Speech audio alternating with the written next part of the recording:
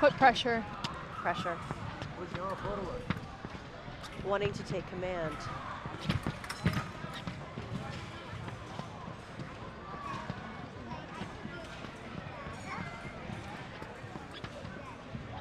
Oh, this is a real game of chicken. Look at these poor little ones. They're both kind of taking 2 steps forward, 1 step back. Every once in a while there's a jab, but no one is connecting. Or beating the blade. Yeah, they're not parrying, are they? No, so Abdallah is looking for the straight attack, and Lou looking for the riposte there. So Abdallah has to do something. He can't just go straight like that. It's not getting through. Oh. That's right.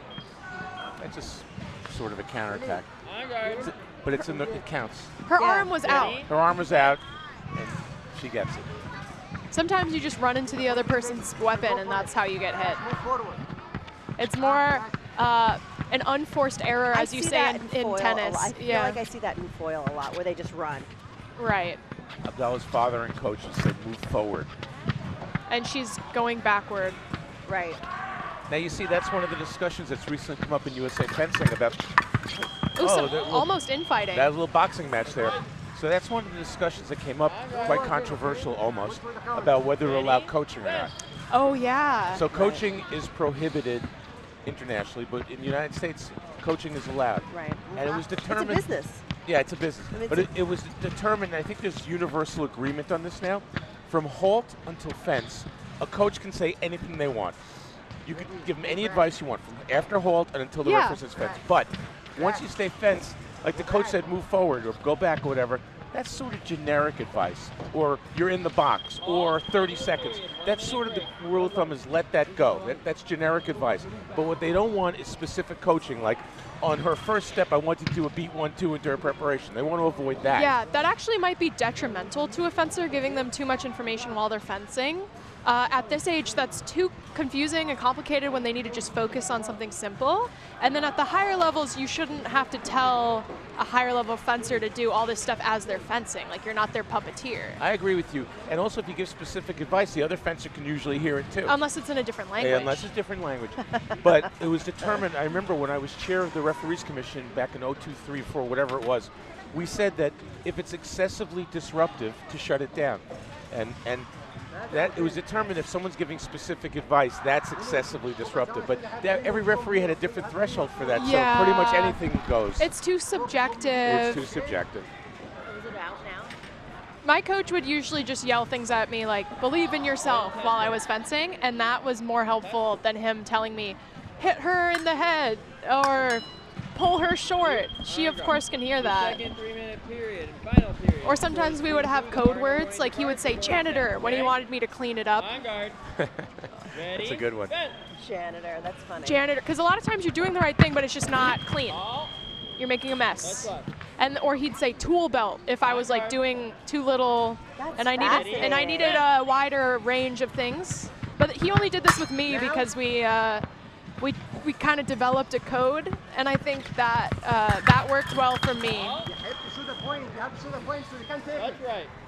Okay, her coach is giving her some advice. So in a less than delicate way, you might say. Yeah. Yeah. So we are in the second period of the Y8 Women's FA gold medal match. 4-3. Abdallah's trying to kind of draw an attack with her hand motion, making it look like she's about to go, but she's really not. Well, if you watch her blade and her point, it's always on Liu's target. Liu's blade and point seems to flip-flop around a little bit more, like that. You can see that. So in epee, when a person makes a mistake like that, you just stick it out and get a touch. Right. It seems that she's looking for the other fencer's mistakes. And her coach just said, you like that? Do it again. But that's it. You keep doing it until it stops working, right? Yeah. You can see that she Look, makes it worked. very little motion. Her arm is out, her blade's out, and it's already there on the target.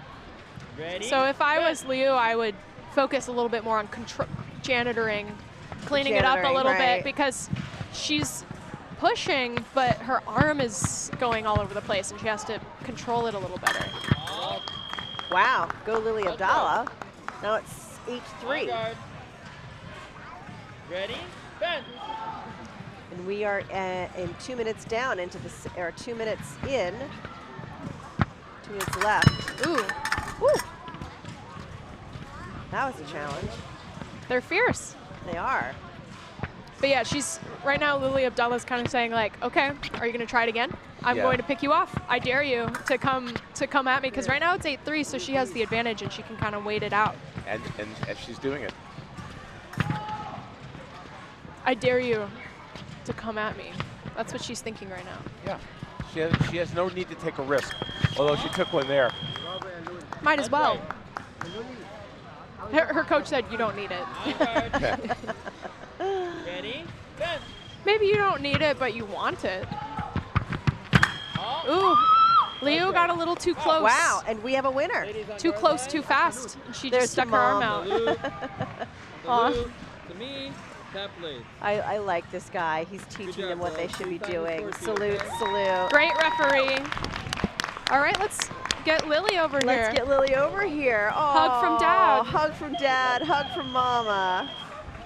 So oh, she's sweet. sad. Look, she's sad. Why Why is is she she sad? sad? Oh my God, she did so well. Overwhelming emotions. It can be overwhelming. That's I why think. fencers scream. You have to let it out somehow. You definitely Aw. do. No, I'm sad for her. Why is she sad? Thanks, buddy. Maybe she wanted to win 10-0. I Maybe. mean, a win is a win. I would not say no to that. Someone told me the only person who walks out of a tournament happy out of 100 people is the person who got first, but that might not even be true. That might not even be true. Let's see what Lily Abdullah's. Well, she is You want a me to go get her? competitor. Is She this got- her first gold medal? This would be her first gold medal. Yeah, she won 8th place at the Neil Lazar a couple weeks ago. Last spring, she got fifth place at the Bucky Leach RYC. And last November, she got 11th place at the This is her at the best Cobra result. Challenge. This is her best result ever. What a great result. Let me see if I can go find. Yeah, do you want to You go? want me to get her? Sure, Yeah, go get her. sure. Come on over. She's signing Lily her sheet. Abdallah. She's signing the final sheet because she's, you know, awesome. Come talk to us, my friend. She's so Oh, she's shy a little she's bit. so cute and fierce, And so fierce. and you know, had control. I mean, that Yeah. was a great win. She was just waiting for them to come to her and pick them off. oh, little friend. This is probably a lot of these kids' first time being interviewed. I mean, for sure, for sure. It makes them feel like an Olympian.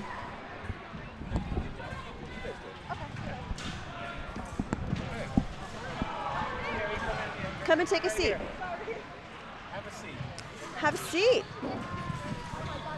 Can you hear us? Miss Abdallah, you just won gold medal. How do you feel? Yeah? Was that exciting? You seem a little upset. Are you just overwhelmed by how awesome it is? Good for you. Good for you. What was your coach saying to you? Here, I'm going to get this a little closer to you if you don't mind. Okay, now talk. When they advance past lunge. And So that's you're what waiting. You were supposed to lunge. And you lunged. It's good. It was really good. So it seemed like when we were watching it, it seemed like she was impatient and she just kept coming at you. And you were just calm, right? What were you waiting for? I was like fainting and I was waiting for her to like 8 so I could disengage and get her on the shoulder. Which you did quite a bit, 10 points worth. That's great. I mean, you're a gold medalist. How exciting is this? Good. Yeah. And what's your favorite thing about fencing? Getting the touches. That's a really good thing to like. That's a really good thing to like. And how old are you? Are you 8? So this is like your year for being a Y8 competitor. You seem to be doing just fine. Now, are you going to do other events? Do you fence Y10? Yeah, tomorrow. Oh my gosh, that's amazing. Are you excited? Yeah. Well, now you got a good track record. So you not only get a medal, but you also get a cup, a crystal glass to take home and put on your mantle or drink your juice in for breakfast. What do you think you're going to do with it? hang it up with my other medals.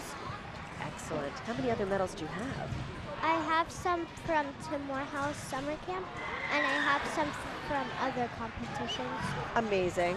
So are you going to be like a big deal fencer like your dad? Is that why you like fencing? Yeah, I could see that. You're really a good fencer at this point. Thank you. You're welcome. Thank you for joining us. Now, we're going to do a medal ceremony shortly, so don't go away, but we'll call you in a few minutes, okay? Congratulations. Congratulations. Thank you. Fist bump. Yay. I'm going to take your... Of course. Thank you. Congratulations. It's on YouTube. We're all on. It's on YouTube. Tim It'll all Morehouse be able to YouTube. be replayed all day long, every day. Okay, so that was fantastic. Now I have to say, I'm looking at the schedule, and it looks like we have no one coming to the strip anytime soon. So we are gonna take a break, do some medals, and we will be back with you probably in like 10-15 minutes. Great. Okay. This is the 9-State Fencing Cup coming to you live from Chelsea Piers, Connecticut, in Stamford. And just so you know, you should stay tuned with us, particularly at 6 o'clock, because we are going to have the #1 fencer in the world. And the #3 fencer, the world champion saber fencer, Eli Dershwitz, competing against the bronze medalist for the world, Ziad El Sisi. It will be right here on our center strip. It will be probably a really amazing match. I've seen them bouting in the club before, and they are faster than you can imagine. So stay tuned for in the next 10 minutes or so. We'll have some more action, but please do plan on coming back at 6 for that amazing setup. Okay, we'll see you soon. Bye.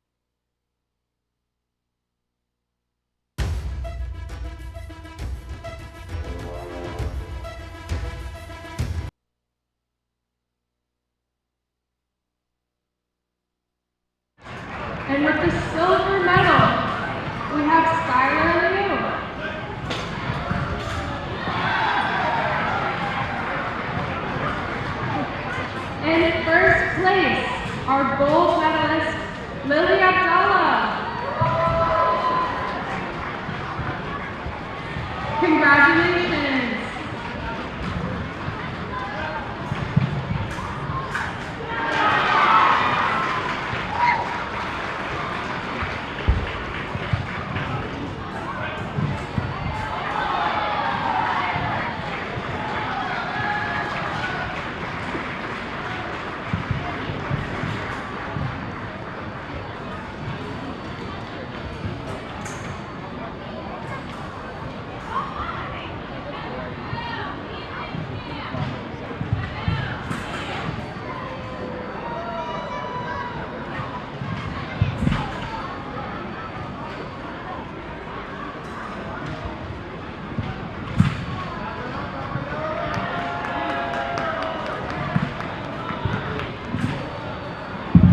All right, Y10 girls foil. Pool results are posted.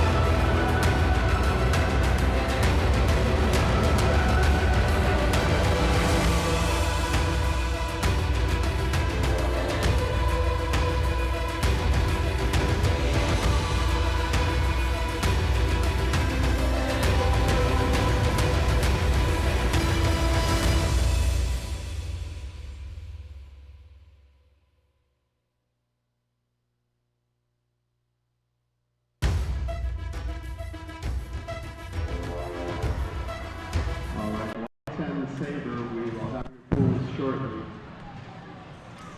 We are back live at the 9 State Fencing Cup, coming to you directly from Chelsea Piers in Stamford, Connecticut. We are seated with our favorite person in the room, one of our favorite people in the room. This is Eli Dershwitz. He is a Tim Morehouse fencer. He is a coach at Tim Morehouse. Do you still work at Harvard? No, just the last few years, but now I live and train and coach full-time in New York City. Excellent, excellent. So he's a graduate of Harvard. He was coaching at Harvard. You won, what, 3 NCAA championships at Harvard? Two NCAA championships. Gosh, I appreciate the additional bump. And he is the current world champion in men's saber. Welcome, Eli. Thank you. It's a pleasure to be here. It's been a beautiful tournament so far. Great to see that since I was in Y12 and Y14, that just the level of youth fencing in the U.S. has gone up. More kids are getting involved with it, and just the overall structure is a little bit more professional. So it's great to see the sport going in the right direction. Excellent.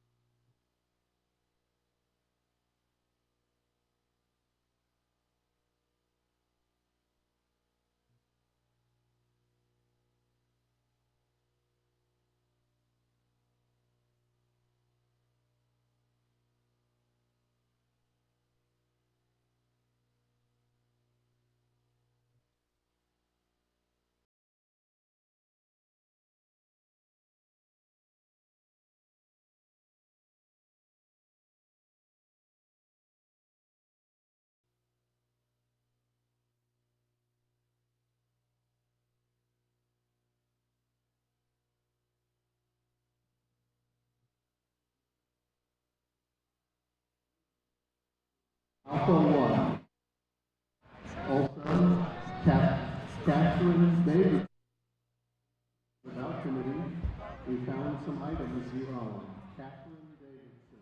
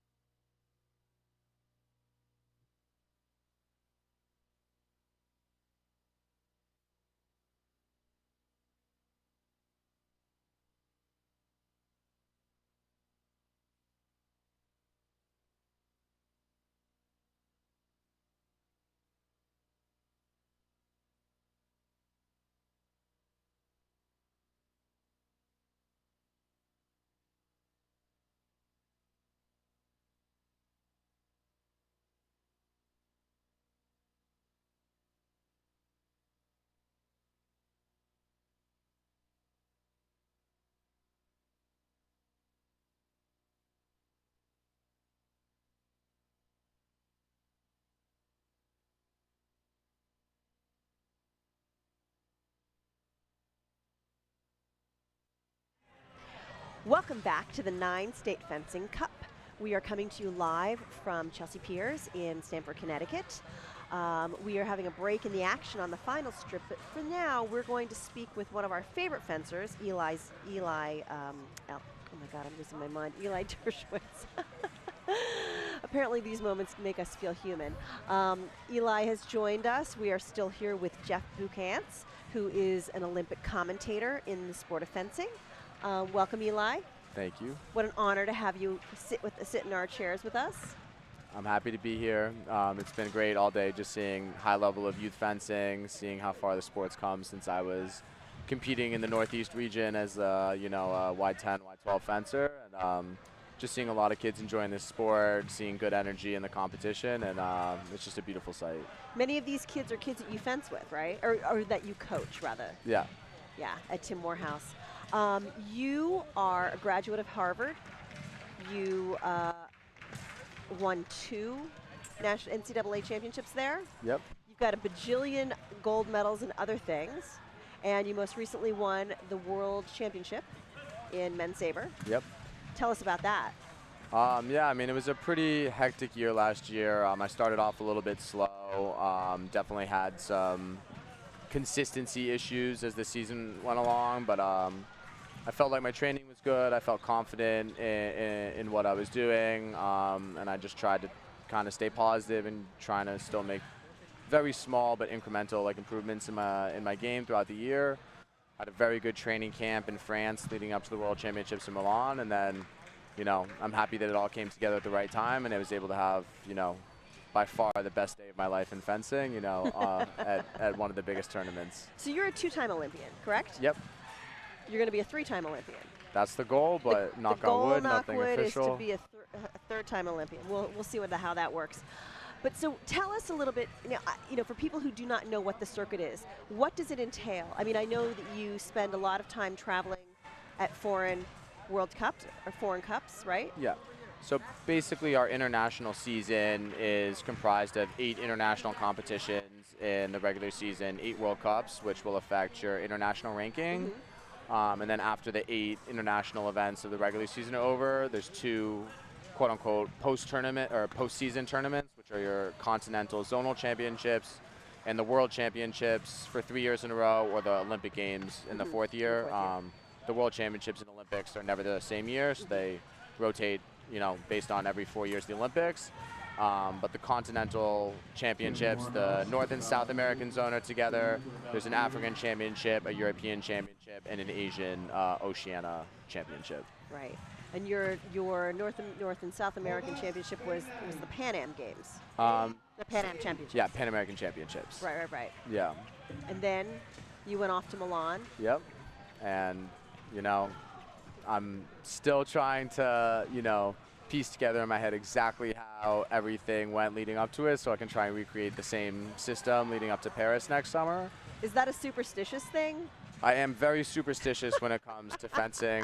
In other parts of my life, I have no superstition, so it's kind of weird. But for example, I have my USA backpack that I have here. The zipper's broken, so a piece of it is hanging off. And already 20 people today have stopped me and said, "Oh, your backpack's broken, you need to get a new one." And I said, "But I've been using this backpack since the Pan American Games in Toronto in 2015, and if I switch now and I'm no longer good at fencing, that's a problem. So I'm not switching until after the Olympics next summer." I love it. And you won't fix it? Nope. I mean, that's amazing. That's really amazing. So Eli, you've been a winner your entire career.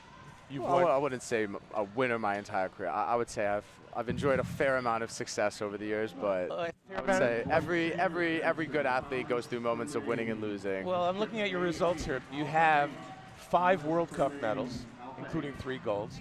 You have a gold and a silver at the World Championship.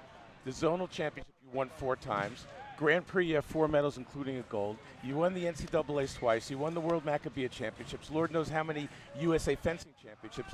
But I read in your bio that you said staying at the top of the mountain is more difficult than climbing the mountain.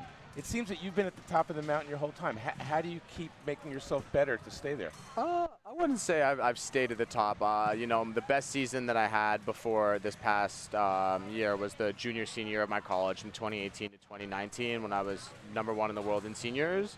And then I had good seasons after that, but I wasn't #1 in the world after that, so it definitely took some time getting used to the experience of everyone trying to bring you down. That was something my coach growing up, Zoran, always told us. It was like, however hard you think you need to work in order to beat the people around you, it gets 10 times harder once you beat them, and then everyone's trying to bring you down. Something I tell the younger kids at the club I'm coaching, it's not hard to beat someone once, but once you beat them and they start studying you and all of their coaches start studying you, that's when it gets difficult, One person can't possibly study everyone else around them at a high level, but if you're somebody who everyone's looking to be the person to beat them, it definitely takes more energy, more focus, more discipline to stay on top. So you've been involved as a coach now. Yeah. And how do you find that the synergy of coaching has helped your fencing? I think being able to simplify the game when I'm talking to kids about basic level technique, basic level strategy, I start to realize that a lot of things that I'm telling them are things that I also tell myself in slightly different ways when I'm fencing or competing in my head. And I think it just helps keep me grounded in terms of not straying too far from the basic lessons that I've learned my whole life about, an emphasis on footwork and clean technique and making sure that you're always, watching a video on your opponents, making sure that you're disciplined in your diet, your sleep, the way you live your life, your rehab. Kind of all the things I preach to the kids about are the things that I try to do, live by in my everyday life. Nice. And just one more thing. In Milan, you had more than just an individual medal. You also anchored the team that took a bronze medal. Yep. So tell me about that experience, and do you enjoy fencing team, and what do you think the prognosis is for Paris for our team? Yeah, I mean, I love fencing team. I've been, over the last 10 years, that I've been on the senior team, we've definitely had large ups and downs in terms of like being very dominant, having periods where we're really struggling, and just the last season being able to get several medals on the World Cup circuit with a pretty young and newer team has been very meaningful. I think the bonding and the camaraderie has been very helpful. The training camps we do together in the city and abroad, everyone's focused on one goal and we're trying to grow as a unit. And I think at the World Championships, the energy was just amazing. We believed in ourselves, and we really just kind of, everyone had moments where they were really carrying the rest of the team, and everyone had moments where they were struggling. All four of us had matches where like we were at our best, and all four of us had matches where we were, not doing well at all. So being able to rely on other people in an individual sport is definitely sometimes stressful, but it definitely builds a sense of belief in one another when you can let go of the fact that you don't have to do everything on your own, and you can have other people, help bring up the level of the team. And my last question before I pass it back is, it was 44-44. Yep. What was your plan on that touch? Was it pre-planned? It's kind of, nothing for me is ever 100% pre-planned or 100% reaction. It's kind of hard for me to articulate in words like very concretely, like exactly what's going through my head. I was trying to stay calm. I was trying to make sure that, I kept my cool and that like I didn't do anything stupid. And then anything beyond that, I was just trying to make sure that like I set myself up in a good athletic and agile position with my footwork, and just tried to rely on my muscle memory, good habits, and training over the years to make a good decision. And it was a pretty crazy last touch, but I'm very, very happy with the end result. Great job. Thanks, Eli. Of course. So I have two more questions. Okay. One is, the team that you're competing with now is very young. Yeah. Do they look at you as their elder statesman, or is it like, oh yeah, Eli? He's always been here. I definitely, in the training camp we did in France before Worlds, we were all staying in Airbnb together, and I definitely got my fair share of being called either Grandpa Eli or Auntie Eli. Oh my gosh. And you're like a child still. So you're like I would say I take a fair amount of flack, but it's all good fun humor. We try to make sure that, when we're training 6-7 hours a day in high heat, high stress environments, everyone's sore, everyone's tired, we try to make sure that we're still finding like little ways of, little moments where we can, have our fun, enjoy Right. what we're doing, make sure that like we don't forget to enjoy the process. So I think that just like the overall camaraderie and like vibes that we had, going into Worlds were like very positive. And what did you do after you won your gold? Please tell me you had a giant vat of pasta. Oh, the amount of room. So I actually, after the event, got drug tested for Right. like an hour and a half, and then we Right. had a second podium ceremony Outside, right? At the yeah, Duomo? outside, yeah. In like downtown Milan, in front Beautiful. of a beautiful arch. That arch actually was built by Napoleon Fantastic. with horses Who also pointed was towards. a saber? Wasn't he a saber fencer as well? That I don't know. Do you know that? I'm not so sure about that. I don't know. Yeah. I would Okay. believe you. I'm but- going to look it up, and I made it up, but I'm going to look it up. Okay. But going back to my superstition, that arch that was behind us when we were on the podium, Napoleon built to face the horses, to face Paris.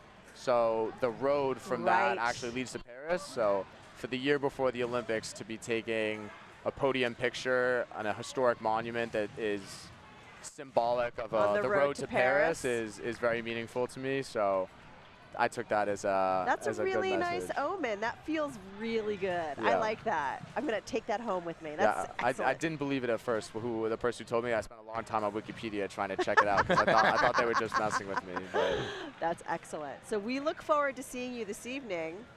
I'm looking forward to it too. Just got to do a very long warm up and stretch beforehand. Yeah, because Ziad is competition. I mean, you guys compete all the time, Yeah, we practice together on a very regular basis. right? So he has tricks that you know, and I mean, we fenced both years I won the NCAA championship. I fenced him in the final. So we Fantastic. have a very long history of competing against each other in close, close hard matches. so is it a grudge match? Is I'd he say going to be like grudge match. NCAA's? I'm taking him back. We're friendly now. We coach together, we work together, we travel together. So I think for this exhibition match with a lot of kids here, our goal is to, have a good, fun, energized match, use the strip, give the kids something to look forward to, but it's definitely not, I would not describe it as a grudge match. Okay, well, we look forward to it. Thank you so much. Of course. Thanks, Eli. We're going to go out to a break. That is an amazing.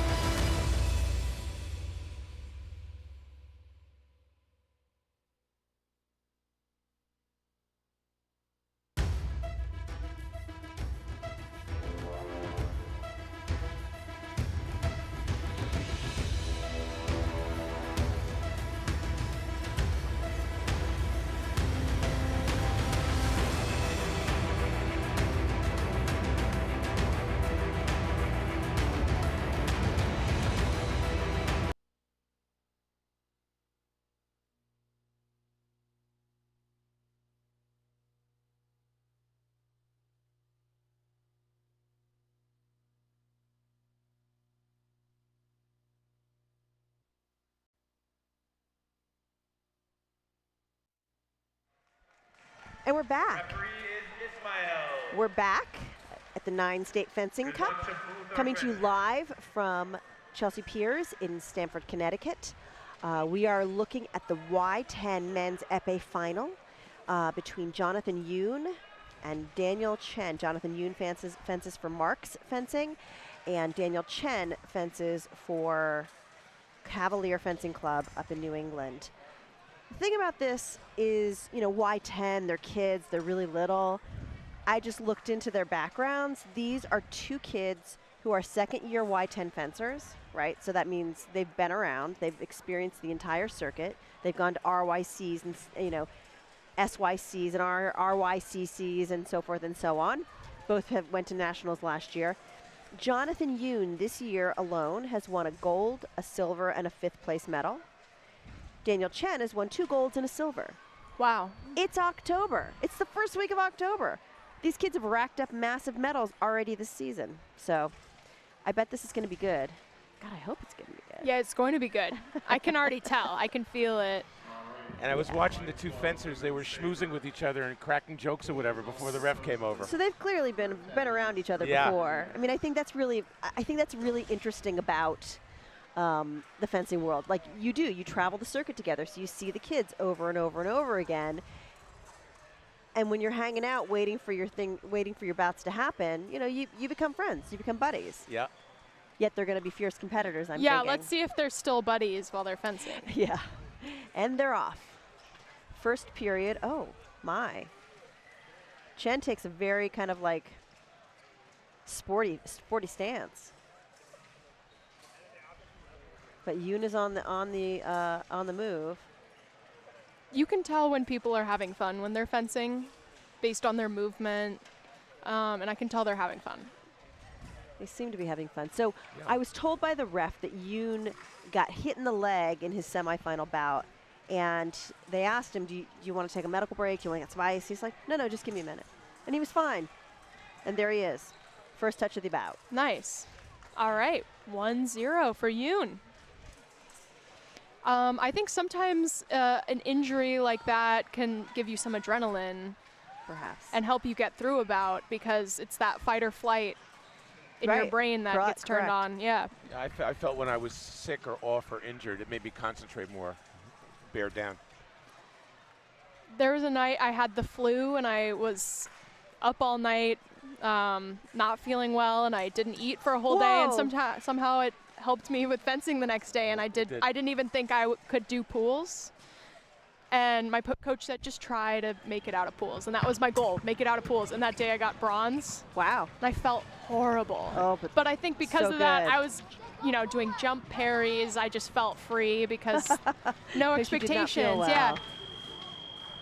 Okay. Ooh, that was a nice touch. Actually, Yoon tried for a toe touch. We haven't seen that. We were talking about that. We didn't see much of that all day. No, there was no toe touch.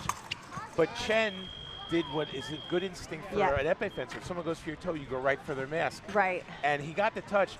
Sometimes you pop them in the mask, and they'll think twice about going for the toe next time. Is that why a lot of people are afraid to do a toe touch?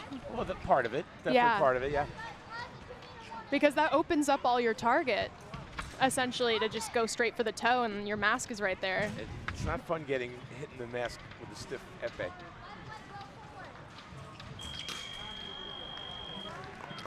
It's so interesting to me that the men's epee that we've seen today versus the women's epee, the women had multiples, like duels. So, we saw the same touch there. Yoon went for the toe touch. Yeah. And Chen stepped back and again made got sort him in of the made face. a new attack. He's still hit him in the trying face.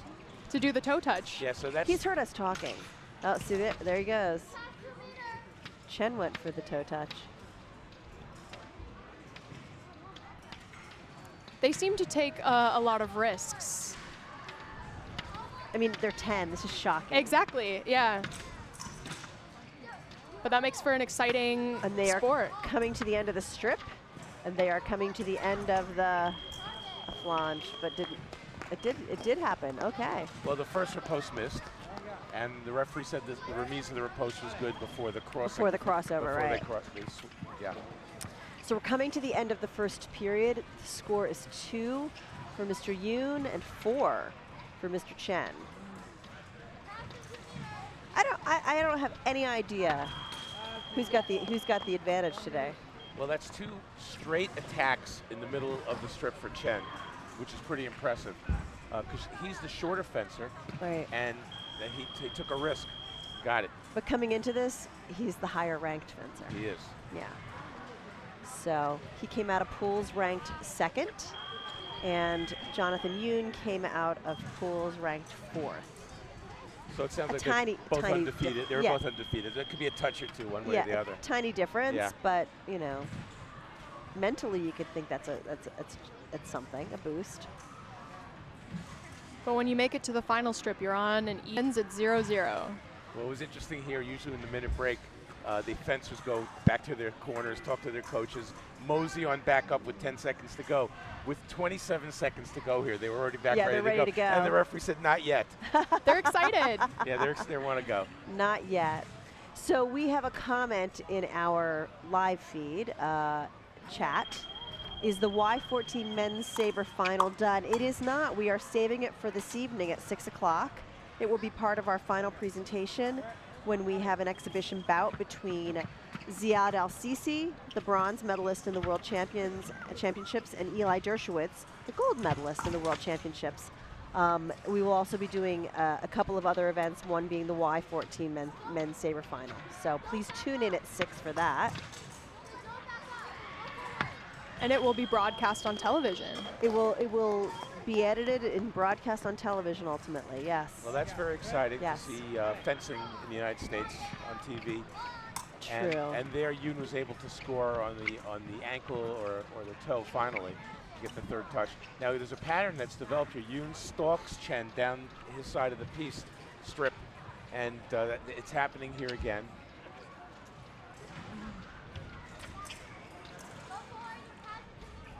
These kids do not seem like Y10 fencers to me. They seem like really in Older. control. Yeah, I mean, it's amazing. And that's the 3rd out of 6 touches for Chen. Just a straight lunge right in the middle of the strip. Yep. No pushing or anything. Ooh.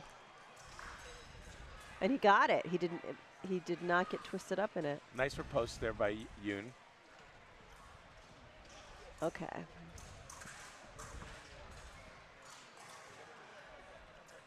I like the rhythm that Yoon is using as he's stalking Chen down the strip. It's kind of will he, won't he finish. You don't know based on his steps. He's kind of showing that he's going to go. He's bouncing until finally there's a counterattack. I think he has to do something a little bit different. He's stalking without a real plan. Yeah. And 3 or 4 times like that. That's the 4th one, actually. He just got hit. He has to do something. Take the blade and go, or feint, or draw it out. He can't just stalk because Chen is picking up the timing. Like, that's better. He went. Okay. Yeah. Right. Don't wait, create. I like that. That's a great phrase. Don't wait, create. Well, he created that one and missed. And sometimes waiting is creating. You created your next opportunity. Yeah, there has to be a plan behind it though. Well, Double. the last 3, Yoon has done it. That was second intention. He drew out Chen's attack. He made a 6 riposte, counter 6. He didn't hit, but at least he's changed it up here. So he's figured out that the stalking without a plan is not working.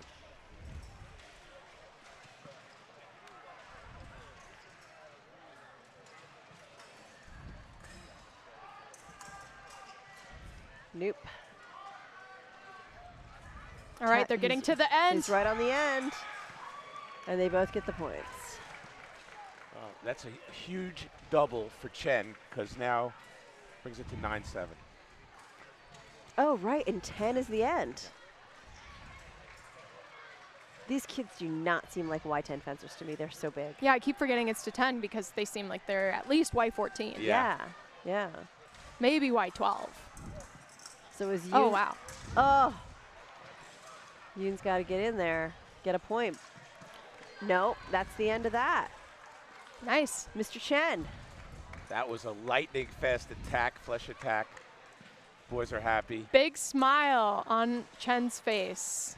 That will be his 4th gold for the season. And Yoon's parents are giving him a thumbs up. And We're 4 weeks into the season. That's nuts. What impressed me the most there in that bout for Yoon, even though he was not victorious, is that he was able to change his game, which was ineffective.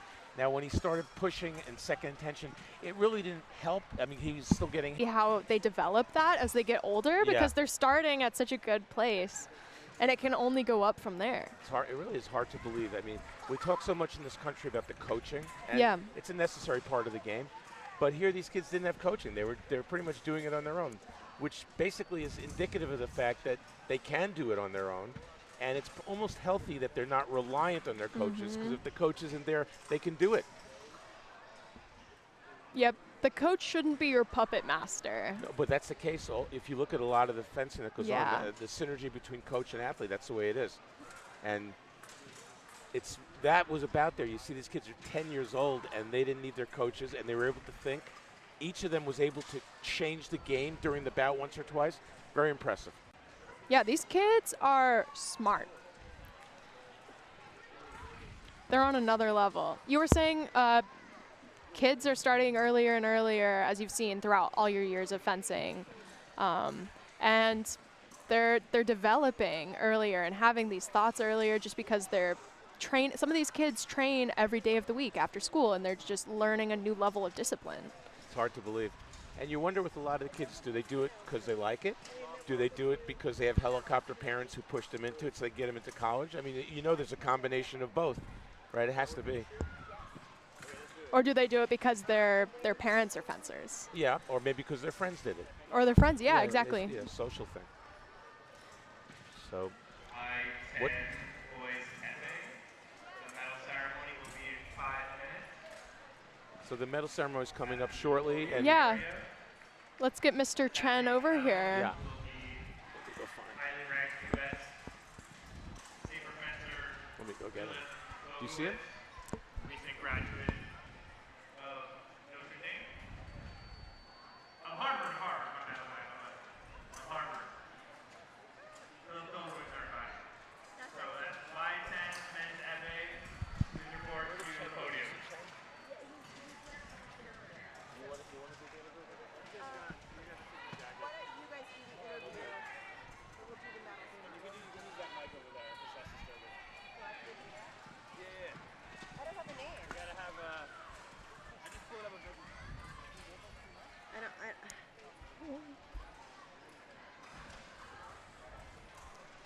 Mr. Chen. You want to come over? Yeah, let's interview you. All right, you guys do the interview. Let me get the names up. All right, so we just watched you win. We saw you really holding your own, and the season has barely begun. What has been your favorite fencing memory so far? Well, my favorite fencing memory was that I got to fence my friend 2 times in a row this year. Was this your friend? On the final strip. Yes. And this is the 3rd time you've fenced him? On the final strip. On the final strip? Wow. We were talking about that at the beginning. I noticed you guys were talking before the bout started. You seemed like you were having a good time. So you fenced 3 times. What's been the results so far? Oh, I've won him all the time. Okay. We fenced on the final strip, but he beat me in the pool sometimes, so. So that was, congratulations, by the way. You fenced great. Thank and you. I noticed that you were very successful. As he was pushing you, you saw an opening and made a straight attack. Yes. Was that your plan? Well, my plan was to, figure out what would happen. What would he do, what parries he did, to figure out how I could win, how I could do a straight attack, disengage. And what about the time when he went early in the bout, he went for your toe, if you remember, and you got him right, you popped him in the mist. Is that something you normally do? Is that a pre-planned action, a reactionary touch? That's one of, I normally, that's one of my reactions, always to go up when they try to go low. He tried that last time, and it didn't really work. It didn't work, yeah. And what does a day in your life look like? How often do you train? I train every 3 days in a week. So. And what kinds of things do you do at practice to get better? I normally, just fence, work hard. And what's your next big competition coming up? I'm actually not sure. No? No. But anyway, you fenced great today. Thank you. I love those attacks. When you make those attacks, do you like to take the blade or not? Oh, I don't like to take the blade, but if I have to, I do it. And what's your dream for fencing? What's your ultimate goal? To get into the Olympics. That's a good one to have. Thank you. All right, great. Congratulations. Good Thank luck. you. Good luck with the rest of your season. Thank you. Okay, Yeah, thank go you. get that gold medal. Can take these. Thank you.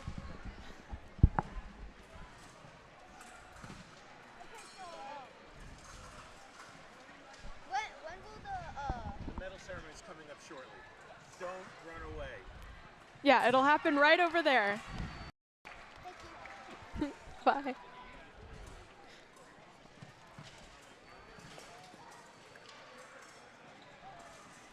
job. Good job. I love when the kids are very eloquent and you can tell there's a little adult in there. A couple kids that didn't say a word, just two of them. This kid, they're very honest.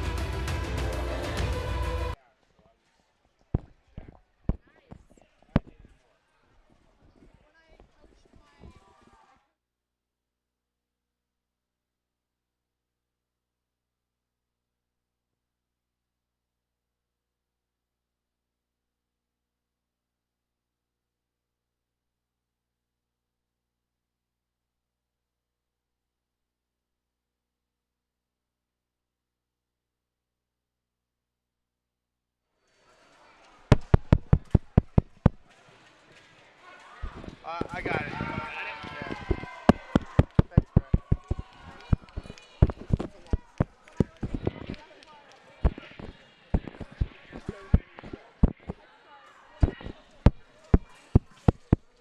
Test, test, test.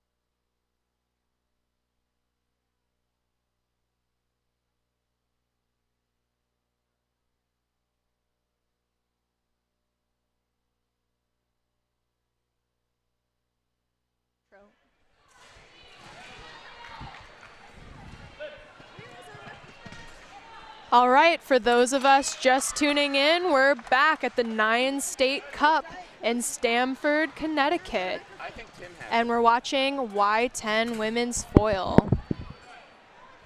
On our left, we have Deanna Gee. And on our right, we have Sarah Ju. And again, this is Y10 Women's Foil. They're just getting a few last-minute talks from their friends, coaches. Medical staff, please report to script Echo 7. Medical to Echo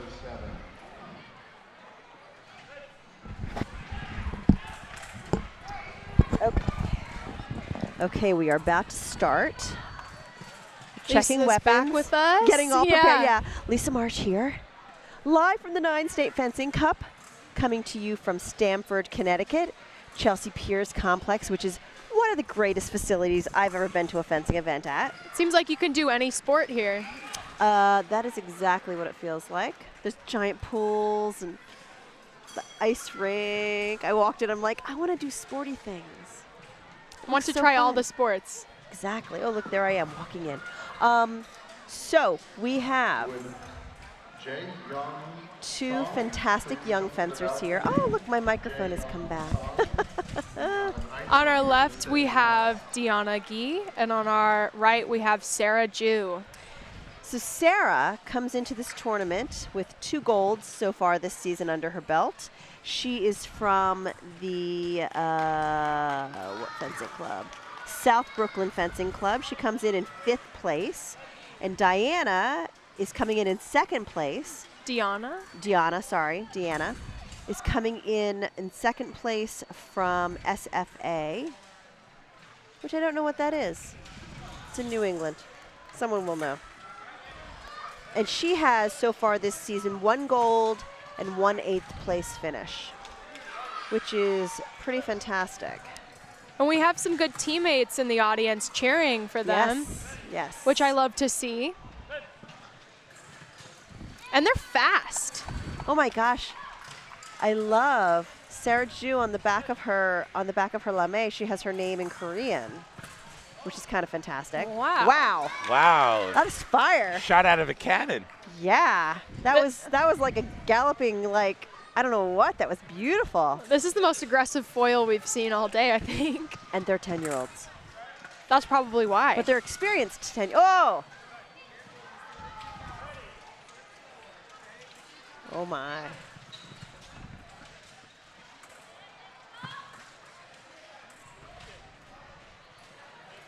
That is fantastic. There's a lot of blade contact So here. that white light means that they've touched, but they haven't quite gotten the touch. So the white light means that one of them didn't hit on the electric jacket called the lame. They hit on the White. on the arm or on the top of the mask or the legs, and it's the equivalent of a foul ball in baseball. Off target. Off target. Off target. But yeah, there is a lot of blade contact. Sarah might want to straighten out her blade. It's a little But crooked. Like that's another way you can stall a little bit. Oh, let me fix my blade. Yeah. I saw a guy say, "Hey, can I fix my hair?" during a bout, and he was bald. And he took his mask off and he just kind of brushed it, like touched his head and then put his mask back on. And I'm like, whatever you need Maybe to do. he had phantom hair. Yeah. The other coach was laughing. It was funny. Well, I mean, the rule of thumb is, like, certainly female with longer hair, if you get 3 touches in a row against you and you want to break, excuse me, Mr. Referee, can I fix my my hair? Now, of course, the hair was already perfectly up in a bun inside the mask. So they take the hair out, they walk all the way to the end of the strip, they flip their head back up, they spin the hair back in, they walk up, and they just got a 1-minute timeout. Right, right. It's the oldest It's genius. It's the oldest trick in the book. That's like tying the shoes too. I mean, I'm telling you. Sometimes your shoe is just not tied right, though. Well, There's something in your shoe. Oh, she's stomping. Wow. Speaking of the shoes, I have a Tim Morehouse story from the Beijing Olympics. We're in the team match in the semifinals against Russia. And Tim's shoelace were these tubular, circular things that kept coming undone. Whether it was on purpose or not, I do not know. It happened like 3-4 times in a row. It was really stalling the bout. Finally, the referee looks over to me and says, Morehouse, if your shoelace comes undone one more time, it's going to be a yellow card and a red card every time. So I was a team captain, so I yelled from the box, Tim, double knot those shoelaces now, because the referee caught on to what was going on. He straightened her blade. That's actually the referee's job. Sort of, right. Yeah, not the coach's job. And she didn't even get a break. Nope. The stomping is kind of inciting someone. I love the stomp. Yeah, to kind of make someone attack you. Absolutely. It draws a reaction. No question about it. Oh, she got poked, but she got the point. Ouch. She got poked in the hand. Oh, she got hurt. She got hurt. Ouch. She's right. Oh, she does not look very happy right now. Yeah, when you're on the ground, kneeling. Ask for the medical. Do I have to make an announcement? Give her a chair. Let's see if the mom could put out the fire first. I mean, you could tell by her reaction here. She's hurt. Do we need a medic? Do I need a medic?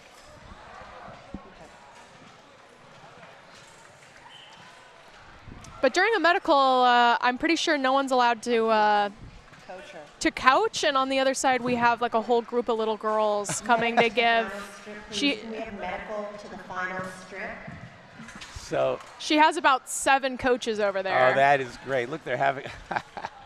It's a team huddle. Oh, that's funny. I'm not sure if that's allowed. I don't think it's allowed, but it's sort of loosey-goosey here. Why not?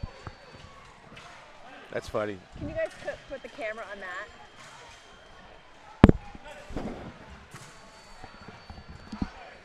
They're giving her some support, but she's ready. She put her mask on. As the other opponent, while your opponent is calling a medical, it's a whole other psychological game too, because you have to sit and you have to wait, and you can't let your focus go down. Okay, here comes the medical. Oh, she looks so familiar to me. She's the mom of... She's Lily Abdallah's mom. It's a very small world here in the world of fencing. Okay, so she is, yeah, that's excellent. It's like a girl party. Yep. Her coach is talking to her. The kids are talking to her. The referee's telling one of her friends to stop coaching her. Yeah. Which is the rules. Yeah. Okay, I hope that there's not a lot of blood and... Oh, she's going to check in. Because they are friends. They're all buddies, these kids. The camaraderie is really great. At this age, more than normal, right? Yeah, I think that's so important. Yeah. I think with COVID too, all these kids were on Zoom for their I don't know, 3rd, 4th grade, 5th grade year. And so fencing gives them a chance to actually socialize. You know, when you see it at the senior level, you see there's a lot of camaraderie too. I'm sure there's some angst and issues too. But at this level, there seems like there's a certain purity about it, right? Right. Innocence. Yeah. And we've seen a lot of friend bouts in the final. I think almost every final has been a teammate or a friend. Yeah. I haven't seen any enemies face off. Well, it doesn't seem like we've seen any Yeah, enemies it doesn't face seem like it. off. But when we interview them, they're like, yeah, this is my 3rd time fencing my friend in the final, and Right, it's very right. cute. I love the sportsmanship, the clapping. So here in this sport, we don't take a knee. That's interesting.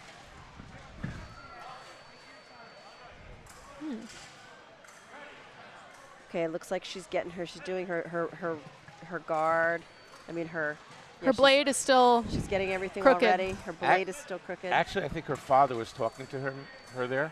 That's not her coach. That's her dad. I think it's her dad, and it looked to me like the coach was on the phone with somebody. I once saw that happen where an Iranian fencer was being coached by someone at a World Cup, and the coach wasn't there, and the coach was watching it on the live stream and giving advice to the person at the strip. And that's almost like that was happening there.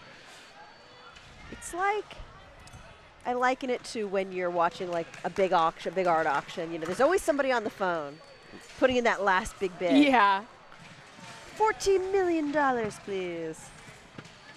Don't poke her hard. You already hurt her. Oh. Okay, but she's back with adrenaline, though. Yeah. Ready to go. Fight or flight. I mean, I hope that her hand is feeling good enough that she can keep her blade control. Believe it or not, fencing is one of the safest sports. That was a beautiful attack. Great attack. She's so fast. Very fast. She is a very, very fast fencer for a foil fencer. She does not waste any time. Okay. Look at her. Wow. Off target, but still, her feet are fast like a locomotive. Both off target. Oh, and she's just. Oh. She got hit again? I think she was fixing her sock. Oh, okay. But I was looking at the statistics, and badminton is actually has more injuries than fencing. Badminton? Yeah. That's crazy. Ooh. That is crazy. They got a little too close there. They almost stepped on each other. Well, it is a combat sport, and you do have unbreakable blades being wielded up to 100 miles an hour, certainly at the senior level. You say that unbreakable. I've seen so many broken blades. Well, technically unbreakable. Oh, she stomped right in there and came in. That stomp is impressive. I'm going to watch this video over and over again because I want to learn that move. So we are in the second period, is that correct? Second period. 2 minutes left. 7-1, going to 10. Another off-target hit. We will see how this goes. There is absolutely no chance that there's going to be a call for non-combativeness. Yeah, Ju is just going for these long, beautiful attacks.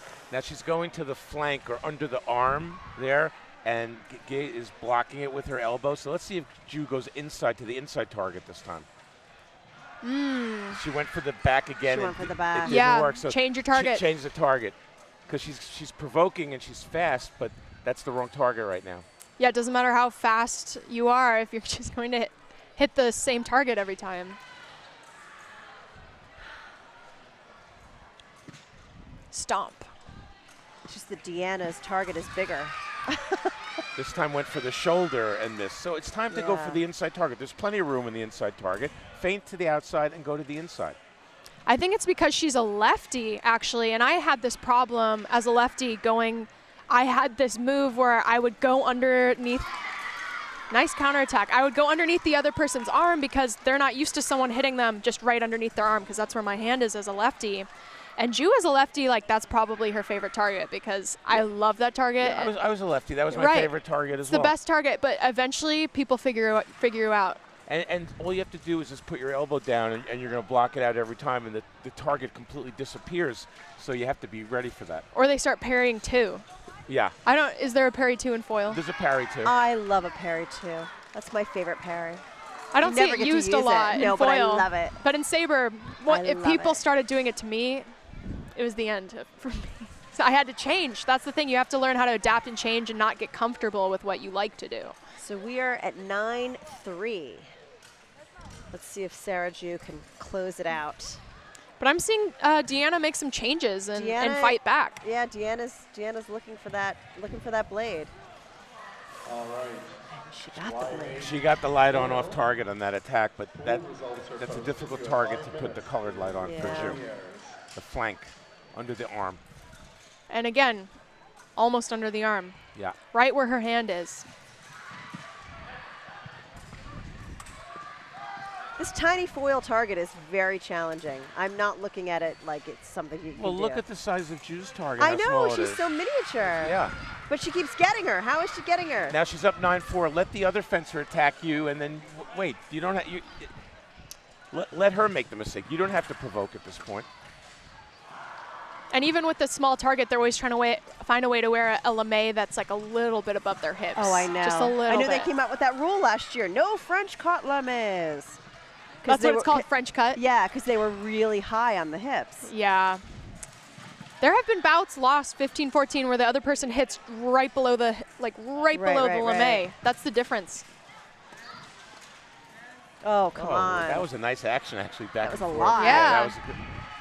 The reflexes. And you know they've been training with their coach. Oh, and there we go. She closes doing it those out. parries back and forth with their coach. 10-4 for Sarah Ju. She gets her third gold of the season. Oh, her dad is picking her up and giving her a snug. Oh, poor kid. How many golds friend. this season? It's her 3rd gold Wow. this season. And this season just started. Yeah, we're about 6 weeks into the season. That's wild. She's got a full-on collection of people congratulating The her. whole family. On both sides. for her. Both That's great. sides For her. have a whole It's a- huddle. This is a real lovely group of people. I hope her hand's okay. Well, let's ask her when we get her over We there. will ask her, Yes. yeah. Let me go see if I can. I can grab her. You wanna You can rustle talk her to up? her, yeah. Okay. Sarah, let's go.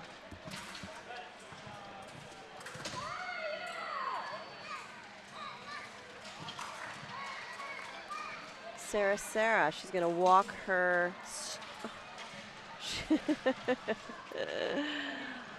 She needs to do a quick walk. She's gonna take her slip of paper over to the bout committee. Maybe she'll come to us first. Let's see. She asked Jillian to take take it Aw, over. that's super sweet. Here she comes. Here she comes.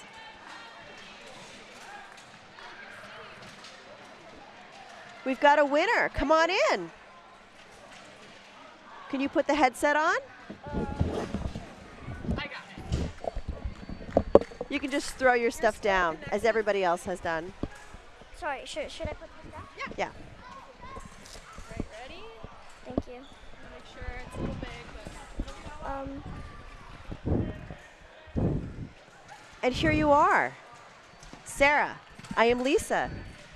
This is Jeff. Congratulations. Way to go. Thank you. Nice job. So how about that bout? Are you okay? Is your hand okay? Yeah, it's okay. But at first, it really hurt. But it distracted me from thinking that I'm going to lose, so I felt good. We were wondering about that. Sometimes, you know, a little injury gets you focused on what you have to do, right? Yeah. So did you get cut? What happened? Well, there was a little hole with, I don't know. I'm not a medic, but like, yeah. And did it go through your glove? Yes. Drag. You're gonna have to get a new glove now. Well, it didn't make a hole, but it made a hole in my skin. That is no fun. That is no So fun. good job. You're really fast, and I notice you love to attack, right? Yeah, thank you. Yeah, where did you learn that amazing little? You do this little stomp and then you go forward. I actually am half Korean, so when I go to Korea, my coach he taught me that. Oh, Because is that something that they do a lot in Korea? Yes. Yeah. So I've seen that a lot in Korea. Well, if you like stomp, it makes the opponent like stop, and then it's your attack, and then you could get the attack and then go. That's so interesting because so Eli Dershwitz was here talking with us. You know, he's the world champion in men's saber, and we're going to see him fence a little later this evening. But he was telling us the different physicalities of the different countries. It was Eli who was telling us that. Yeah. Or no, it was Ivan. I don't remember. It might have been Ivan. I think it was Ivan Lee, actually, who's also an Olympian. They talk about how the different countries have different styles of fencing. Yeah. He was talking about the physicality of the Korean fencers, how they are different. You know, they're like a little more foreboding because they use their physicality differently. So you have fenced Deanna before? Yes, in the pools. Oh, seriously? You were in the same pool, so you knew what she was going to do. Not really. I think I lost her. I won everybody in the pools except her. I lost her 5-3. So this is like a grudge match. I guess, yeah. Well, you were pretty dominant in that bout, and I noticed a lot of your attacks were going under her arm, and she was blocking it out. Was that frustrating you at all? Yeah, because before the bout, my friend's dad told me we were watching her, and she always opens her side. So I think it's good if you hit her there. But she started closing it up, right? Yeah. So it worked for a while, though. Yeah. Very nice. So good job. What's your next big competition coming up? I'm actually not sure. I'm looking forward to it. That's great. No matter what it is, you're looking forward. Yeah. Are you going to be fencing Y12 here? I don't think so. I don't think so either. I think they were double booked. Is this your second year in Y10? No, it's my first, I think. Are you 9? Oh my gosh. That's even better. You're so impressive. Great job. Thank you. I mean, you have such composure for such a young fencer. I'm very impressed by this. Thank you. You're very welcome. We're going to do a medal ceremony shortly, so I think we're going to step away. Good luck to you. Congratulations. Thank you. Yeah, nice job. congratulations. Thank I hope you. your hand feels better. Oh, thank you. You're welcome. All right, we will be back shortly with more at the 9 State Fencing Cup, but right now we're going to take a quick break to see what we're bringing you next. Thank you. Thank you.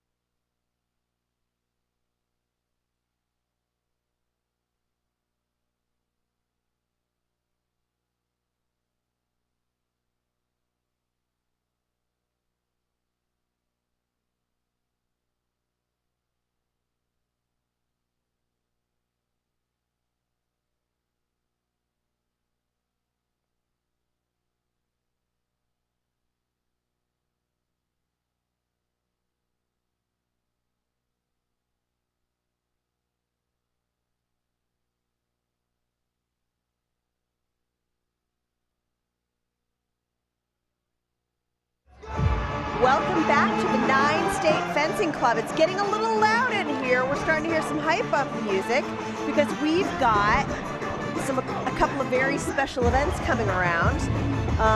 Get hyped, everybody, right? I'm hyped. I'm here with Jillian Harrell and Jeff Perkins, right? Nice, Jeff Buchan's. Nice Buchan's. I don't feel bad. I don't think anyone's ever pronounced it right, so I almost feel better if it's not pronounced right. Because then you get a chance to jump in and say the correct thing, correct? It doesn't bother me. But anyway, it's really exciting to be here, and you can feel this. It's been a very exciting day.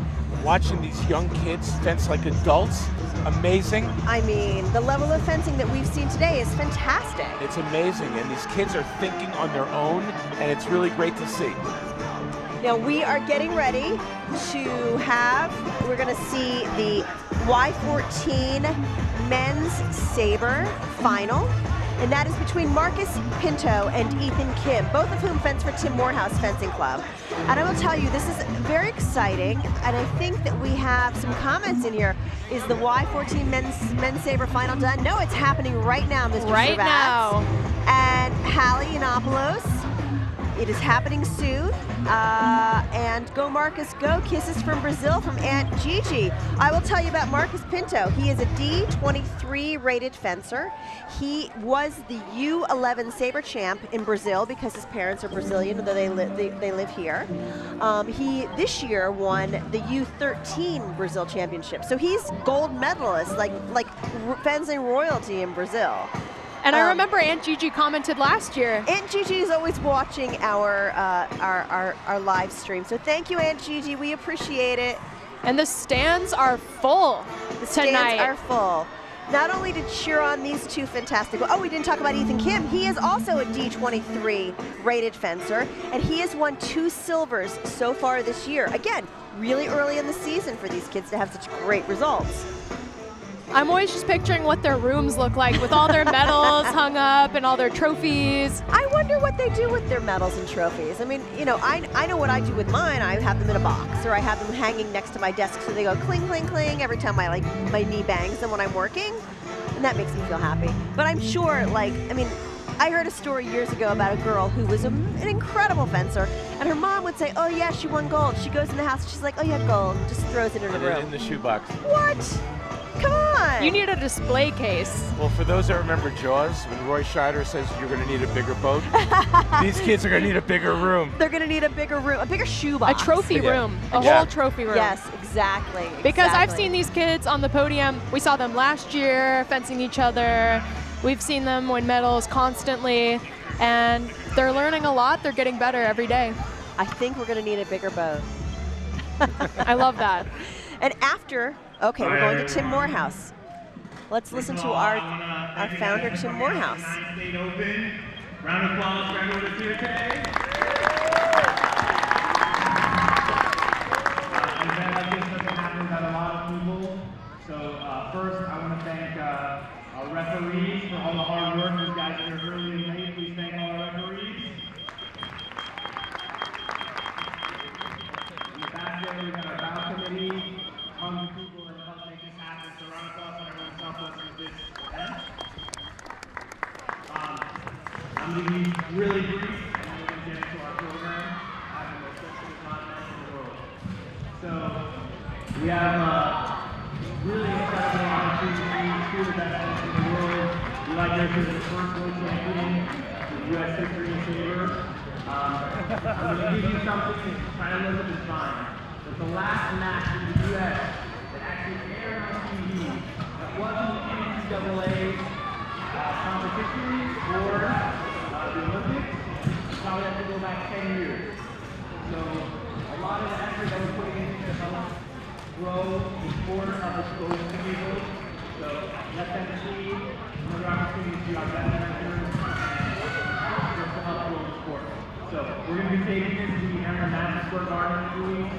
That's in New England and 40 regional sport events around the country. So I'm asking you guys, you guys put on the best show for fencing. Not live, let's see, but we want enthusiasm, cheering for touches, everything. You can do that on me? Yeah! You guys know that? You do that on me? Yeah! We have the practice run with our U14 gold medal bout. So I'm going to call up those fencers. And then all of this, guys, you're going to watch in a few weeks and share with your friends and everything else. It's also streaming now on YouTube. So if you want to send your friends and family to watch 2 of the best fencers in the world, I'll say about Eli and Dion. Both have a great opportunity to win Olympic medals as we have. So really amazing opportunities. All right. And then we'll music.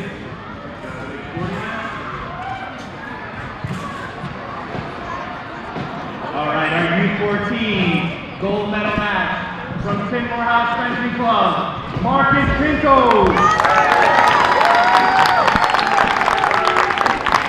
His opponent from Tim Morehouse Fencing Club, Ethan Shen.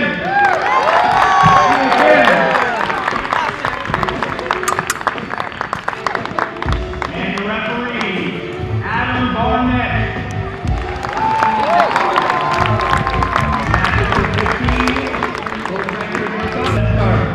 If you're on our Instagram page, share this link with your friends and I'm watch right now. The next 40 minutes, awesome fencing. 2 of the best young fencers in the country, and then 2 of the best fencers in the world, period. Okay. So we're going to watch these 2 gentlemen hook up. Keep in mind they are both from the Tim Morehouse Fencing Club, so they will get no coaching from their coaches. They may or may not get help from their parents. I just saw Marcus Pinto's dad walk over and give him his water bottle. We're seeing some more chats coming in saying go Pinto. Go Pinto, okay. But also, Ready. go Ethan. Fence. Because I think these boys are just going to have some fun. Oh, crazy. Kim off the mark very quickly. His attack was short, allowed Pinto to make the new attack where he scored the first touch. Oh! Kim again stopped on his attack, and Pinto makes it 2-0. Look at the difference in their stance when they start off. Kim has got his feet are very close together, and Marcus's feet are very far apart. And I just wonder, does that make a difference? Yes, it can change your balance. The opening stance? And sometimes you can tell what someone's going to do by how they're standing on guard. It's interesting because he's taking a small step and he's taking a giant step. And you see Kim looks like he's ready to go. His feet are almost together. But that can also go in his advantage if he's actually going back and he makes you think he's coming, but he's not. Oh. So Kim is just trying to go for preparation in the middle, but Pinto's waiting for him and drawing him in. So all the action is in the box. The box is the 4-meter zone between the 2 on guard lines. All of it's there. At some point, let's see if one of the fencers pulls distance like that. Because, yeah, when you pull distance, it sets up so many other actions. Because then they're afraid you're going to do it again. Ready. Fence. Bad luck. It's bad luck for Kim. 2 Kim pulls in a row. Beautiful parry post. He had him dead. He missed, and then Pinto continued and scored. Oh, and that was 1 light from Ethan Kim. He's pulling distance just enough that Pinto's missing. Oh, I do not know what that is. And he slid on the banner to the side. But so far, Kim is the one who's willing to leave the box. Let's see if Pinto's also willing to leave. Both stop, both continue. So he wiped that one out. Oh, come on. They have the same tempo in the box. Because they train together. Exactly. They're kind of mirroring each other. There they go, out of the box. Oh, that was a gorgeous parry. That was beautiful. He actually Pinto took the blade twice. Yeah. He parried it and then took it a second time. So this is the 1-minute break at 8 points. If you take the blade twice, it makes it really clear that you took I mean, the you don't get an extra point, but it's looking really good. We might see a repeat of that. So at this stage of the game, it's up to Kim here to change his game a little bit because it's a pretty decisive 8-4 lead for Pinto. And I would say when you were talking about maybe going out of the box, maybe he has to try to provoke the attack a little bit, push. But the actions in the middle in the box, so far Pinto's been a little quicker off the mark and has the upper hand. Yeah, if your opponent's quicker though, you know that you can find their tempo and draw them in and take a parry. You can draw them. He's been trying to draw him in a little bit and pull him short. Sometimes someone being faster than you isn't always a bad thing if you know how to use it. Right. And you can guess how fast they're coming. There's a lot of older lady fencers who do that. Like They let you do all the running, and you come close to them, and they just parry you right out of the way. They'll tire you out. Yeah, exactly, exactly. Those are the hardest people to fence, honestly. So let's see how their tempo changes or if they continue. No, right back in the middle. Yeah. Ready. Okay, attack, no, be right. careful. Oh, and he still got it. Pinto got a little bit too close in that attack. A little bit too close. He didn't slow himself down. Again, another single light. Single light is admirable, right? Well, Kim just retreated just enough to make Pinto fall short and scored on the counterattack. Oh, and there's a para post. 1, 2, 3. That's a beauty. It's That is amazing beautiful. how the momentum can switch in a matter of seconds, especially in Saber where the touches come in bunches. 8-4 is now 8-7. Yeah, 8-8. that's No, what I was saying. If it's 8-8. someone's faster than you, you can parry them like just there. Like Yeah. Pinto's going so fast, he's not seeing what Kim is doing. Okay. It's just amazing how a lead like that you work so hard to get could be wiped out in 4 seconds. consecutive actions in just seconds. Yeah. If I was Pinto's coach, I'd say slow down. But he's not getting It's any coaching. really hard to say that or to slow down. See, he's just going so fast and Okay. Kim can counterattack. I gotta say, if it doesn't work for you, switch it up. Well, But in a bout like this, it's really hard to slow yourself down because you've Okay, got the nerves. he But he changed slowed it up. down. He He changed waited it up. for him. He listened to you. He listened to me. He's got you in his ear. Whoops. And there he changed target. And now it's 10-9. nice attack to the flank by Pinto. Let's go. Oh. Kaboom! That's a That's para the post. power Parry, of parry, waiting. parry. Ready. Let's go. Oh, So just like that, Okay. another momentum switch. Another okay. momentum switch. Ethan Kim, it's your turn to switch the momentum up. He didn't get, Kim He didn't get the parry. was He- standing on the line. He needed to move back. Let's Use your feet. And now Kim's relying a little bit too much on the counterattack. He had the whole rest of the strip to defend himself. Okay, this is tight. 14-9. Okay, there he Kim's moved his chance. feet. Oh! Nice bounce. 15-9. We saw them up, we saw them down. They hugged because they are teammates. Congratulations.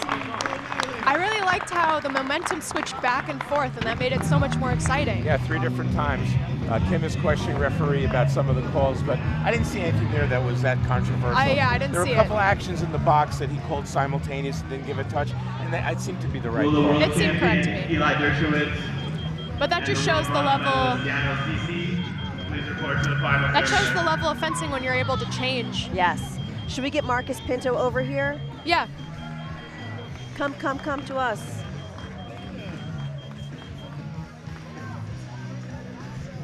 All right, we're gonna get Marcus over here. Can we get Marcus? Come on over. He doesn't want to do it. He seems excited, but not really. He did this last year. It's not that exciting. Okay. Come on in.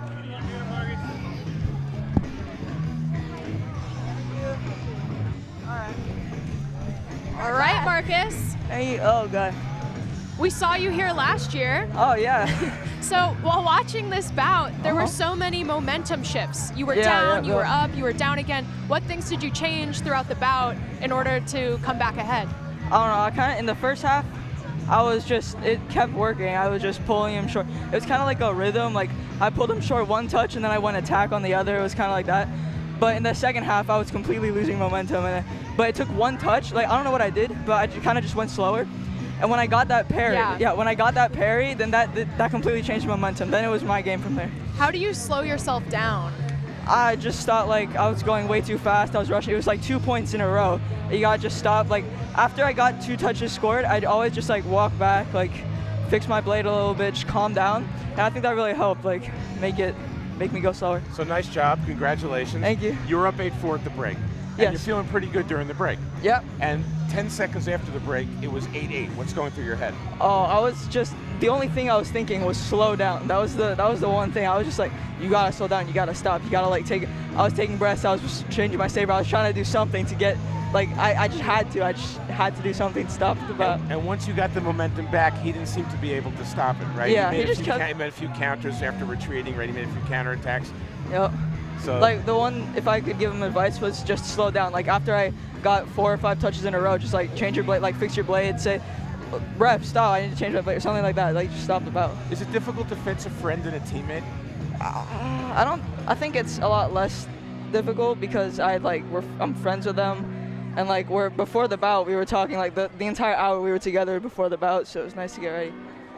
That's great. What's your next big competition coming up? I have a competition next weekend, but I don't know if I'm doing a NAC before I go to Brazil, but I go to Brazil to compete sometimes, so that'd be a big event.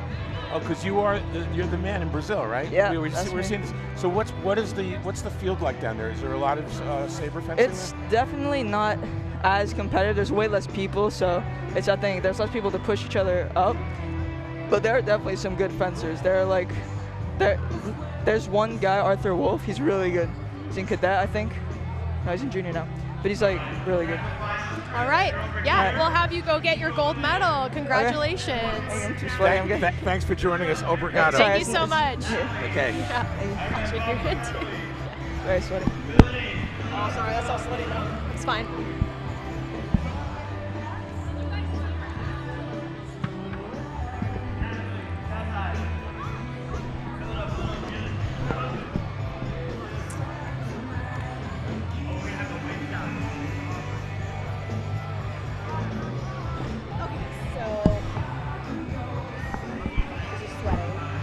Yeah, I'm sorry. We need wipes next time. That's what we're doing. Yeah. I may have wipes in my suitcase. Maybe I'll bring them.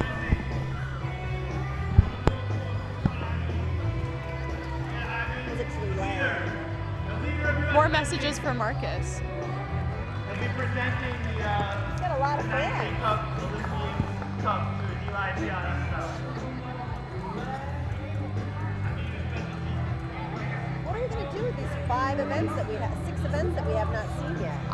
I'm wondering if they're doing those finals just not on the final strip, which is kind of sad, but.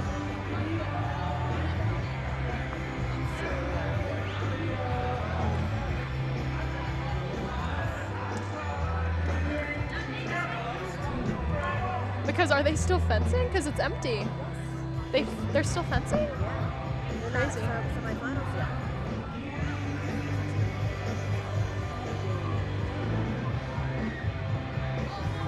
But where are they? Are they just go? They want to watch Eli. Maybe they stopped for right now. Eli and Ziad. Maybe Tim said stop. Yeah.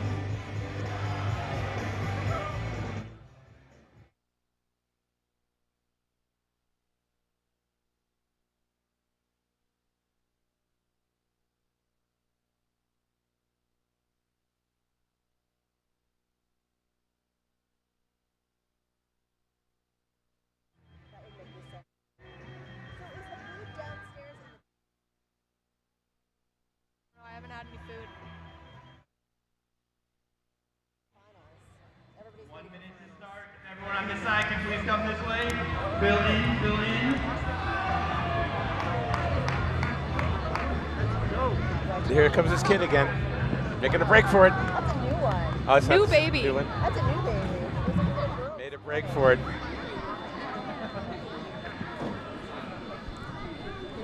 Oh, we're on.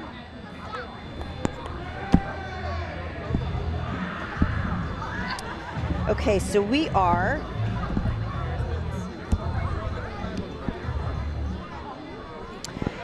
awaiting the special marquee event. It is Eli Dershwitz fencing against Ziad El-Sisi. A moment there. A little brain moment. Live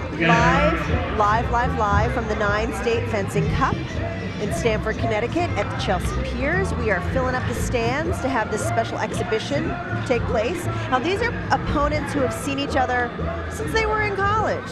So that's what, 10 years ago? Yep, they know each other. Or before college, too. No, I don't think they kneue each other before college because Ziad was in Egypt. Oh yeah, but they still fenced They on the could World have fenced Circuit. on the World Circuit. You're Because right, you're right. I was just telling Lisa, I've seen Eli fence since he was 16. On the World Circuit. Because there was a World Cup in Arizona, and I watched him make this insane comeback, and I had never seen him before, and I thought, okay, this kid's going somewhere. And at that time, I'm way younger than him, so. And there they are. They're getting ready. Getting ready to come on. So Eli said it takes about an hour to warm up. I love that. I mean, I take an hour to warm up. I'm old. We'll so have to ask him what his warm-up routine is. my creaky bones take an hour, but he is young. And his wife is a famous tennis player. Wait, no. So Eli does not have a wife. No, Ziad. Ziad's wife is not a famous tennis player. She is the #1 ranked squash player in the world. Okay. She represents Egypt. I'm curious what goes on in their house, right? The two of them are like super top rated athletes. Like, is there, I mean, what do they discuss over dinner? Well, today I won, tomorrow, you know, like, is that what they talk about? I don't know. I'm curious. That's quite a family. I think That's it helps quite a family. because they're on a similar schedule. They eat similar foods, probably. They're training the same amount. She's injured. She has a boot on her foot, but she's still #1 in the world. Yeah. Oh, she's going to be his coach. You know what's interesting is we I love watched it. all the kids today. Yeah. They most of them looked loosey-goosey. They were smiling. Some of them were talking to each other. Some of them less so. I looked at these two. They both have their game faces on. Yes, it's an exhibition, but they both want to win. It's still serious. It's still very serious. I do love it. Because this is training for what's to come. Perhaps. Perhaps. The road to Paris 2024. They're on the road to Paris.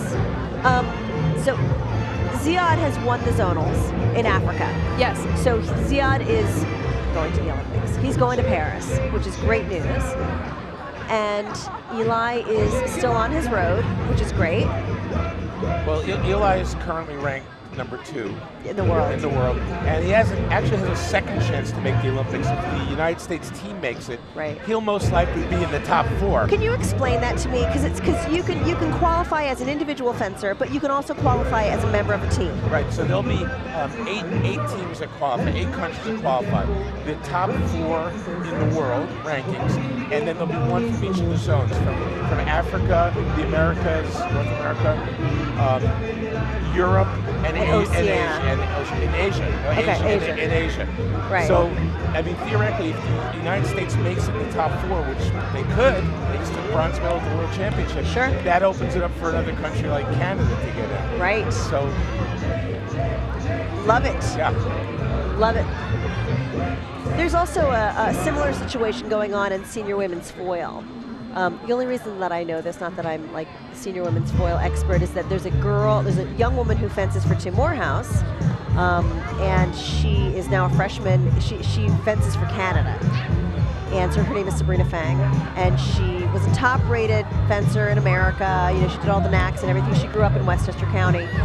She's fencing for Princeton this year, but she's on the national team, and you know, they've done an incredible job, the Canadian Saber fencers. The Canadian foil fencers. They have. Their team has been very, very strong. They beat the Americans last year once. Very strong. So it's fun to watch. And Tim at one point he and I were talking. He was like, you know, they can make the Olympics. Like, who do we root for? Well, the reality is that the Canadian foil team might have beaten the Americans last year, but if the Americans finish somehow in the top 4, then the Canadians can come in through this zone. Right. So they're actually rooting for us to make the top 4. Right. Because otherwise, it gets wonky. It gets between the 2 of them. Yeah. Yep. And Eli hasn't fenced Pan American Championships yet for the zonals, or has he? Well, no, the zonals are fenced already. The zonals were fenced. No, I think they're this fall. Oh, the zonals are coming up? Yeah. Okay. Yeah. I wrote it down in my notebook, in my secret collection of notes. Just so you know, you don't see, I don't think we're on camera, maybe we are. We have piles of notes here. I do note cards, I do notebook.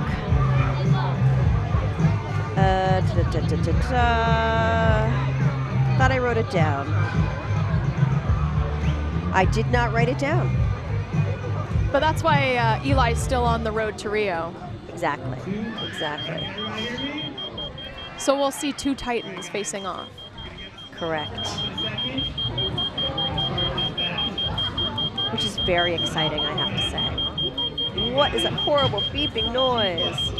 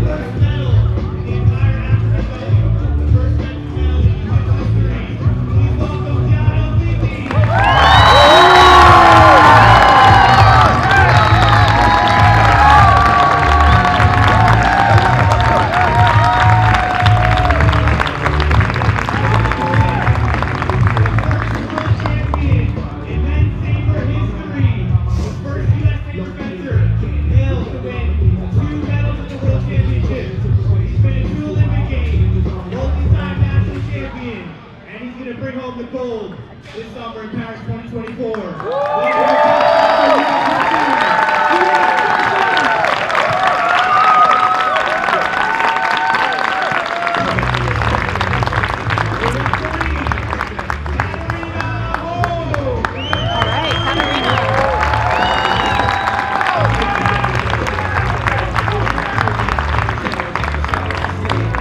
Two friends, two club mates. Two fellow fencers. El Sisi ranked number 4 in the world. Dershwitz ranked number 2. Dershwitz, the winner of the world championship, the world champion, and El Sisi right behind was the bronze medalist.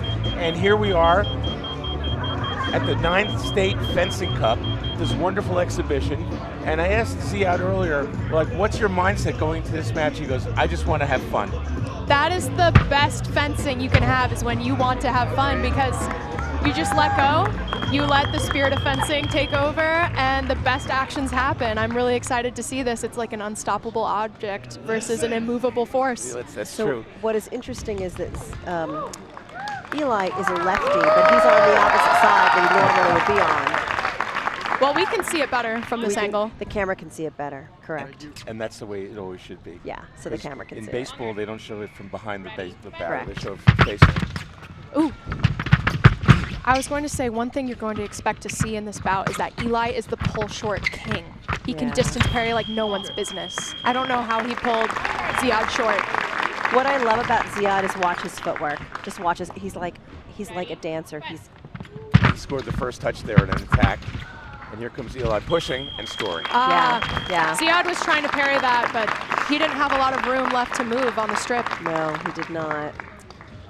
I think Eli's the unstoppable object and Ziad's the immovable force.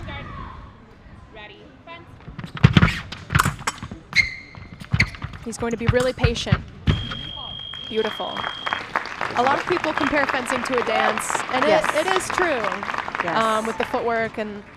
So what's interesting, I mean, if you had tuned in at all earlier and were watching some of the kids fence, watching these two move on the strip, I mean, they've covered the entire every bit of real estate that we have to offer. They've covered it. You have to use the whole strip. That's where the magic happens. And El Sisi there did use the whole strip, pushed Dershwitz down and scored a very easy attack at the end of Dershwitz's side of the strip. Oh. Trying for the parry, and Eli just broke through. And you talked about a dance. The philosophy of the best fencers is they want to control the dance. They want to control the tempo, make your opponent react to you. That was quite a one light. That was fast. On guard. Ready. Fence. And again, Dershwitz was short on the attack, and El Sisi didn't do anything, and Dershwitz made a second action called the remise and scored. On guard. Ready. Fence. Whoa! And that is the Eli. That is the Ziad signature move, the flange. Eli couldn't get away from that. No one can get away from that. The flange is really And normally beautiful. that's something that he saves for the end, right? When you're in a good position. But today, he switched target right at the perfect moment because his hand was up towards where Ziad was parrying, and in fencing, parrying is a block. But if you see someone blocking, you don't want to hit there. You have to go around, and he just really went around. Wow, that was an underarm touch. And what's good for the goose is good for the gander, because that time Eli looked for the blade, and Ziad went around it. I love that they're feeding off of each other's That was actions. fast. Eli was preparing with his feet, not his hand. And the attack is determined by the forward motion of the hand, because if you watch that, you saw Eli's feet were moving first, but that does not determine the attack. Ziad's hands went first. That's why he got the touch. Wow. And at the end, he's just balancing on one foot because there's so much momentum behind that movement that he has to just hop. Either he tackles Ziad, or he just keeps hopping. Well, also because if his back foot went in front of the front foot, it would be a crossover, and the touch would be annulled. So that's the reason he had to do that. In saber fencing, you can't cross feet. And we have not seen any crossing today. Oh, counterattack. Which is nice. Right to the hand. That's what we call active defense. Wow. He's always watching and waiting for a moment. 7-6. That was a little. He didn't need to jump there, but it looked really cool. I think that Eli is trying to out-Ziad Ziad. No one out-Ziads the Ziad. He tried. It was beautiful. 7-7. Ready, fence. Oh. On the guard. They just hit each other's hands. And Eli went right over the guard that time. So we're that going to take a 1 minute break. That was a great first half of the bout, 8-7. It's 50-50, it's a coin flip. But what I'm seeing in this bout is Dershwitz is the aggressor and setting things up. I'm looking for El Sisi to be a little more aggressive. We saw him push Eli down once to the end of the piece, but just once, and I think he allowed Eli to get the upper hand the second half of the first part of that bout. So I'm looking for El Sisi to change up and be more aggressive. What do you think? I think I agree with you, because when Eli shines, it's when he's pulling people short, because he's really good at pulling distance.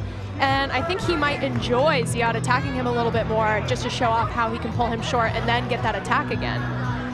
You have to realize, though, this is a show, right? It is a show. And I think that Ziad's going to go all out. I mean, his footwork when he does his special like giant leaps, I hope we get to see one of those. I really like the, oh yeah, we're on all axes of this graph. Yes, we're up, we're down. He goes up, he goes out. I mean, like I said, I think he has a 30-inch vertical. He might have more. Well, as it should be, the number 2 and number 4 ranked fencers in the world are almost tied. It's 8-7, going toe-to-toe. And even though it's only one touch, I do think Dershwitz controlled the dance, as we talked about. I look for El Sisi to change it up a little bit. It's kind of like when you're the leader in a ballroom dance. See this? Did you see that leg? Did you see the leg? He was more aggressive time. I thought he would come shot out of a cannon off the mark, and he did. And he got the leg out. Okay, he did it once. Eli's not going to let him do it the No. second time. No. Probably not. I hope not. Yeah. He's going to put more pressure on him this time. Oh, they both went down. Eli was expecting Ziad to go under his arm, but he didn't. He wasn't. So you parry can't too. think your opponent is doing something before they actually do it. Oh, get away, get away. So what you said is true. If you guess curveball and your opponent throws fastball, you're going to get hit. But a lot of times it's so fast, the fencers do what's known as a premeditated action. I'm sure you know that. Yeah. And if you guess wrong, you get hit. It's rock, paper, scissors. So through rock, so he came the other guy flying, had paper. and Eli had the moment. He had the opportunity to line up the parry. Ready, fence. Active defense from Eli. Oh! A counter or a post. Crazy. A beat attack from El Sisi. Eli's waiting with a parry or a post. Eli is and he's clapping for Ziad. You don't see that often. That's what people think fencing is all the time. It's just parry, parry, parry, parry, like pirates going back and forth. That was a great touch. That's great like action. a lesson or something super high-end like this. All right, active defense we're going to see here. There goes the leg. Ziad being patient. Ah. Attack, no. Now he's on the defense again. Active defense, active defense. Oh! Well, here's the problem there.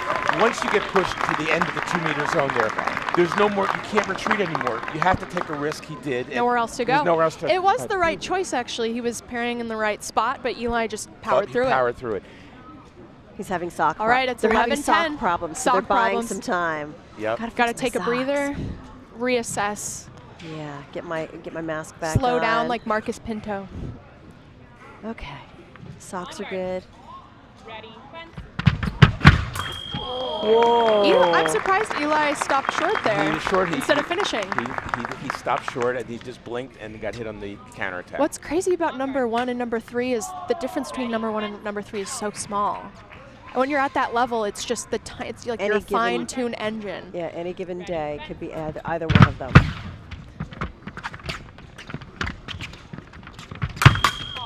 Under the arm. Wow.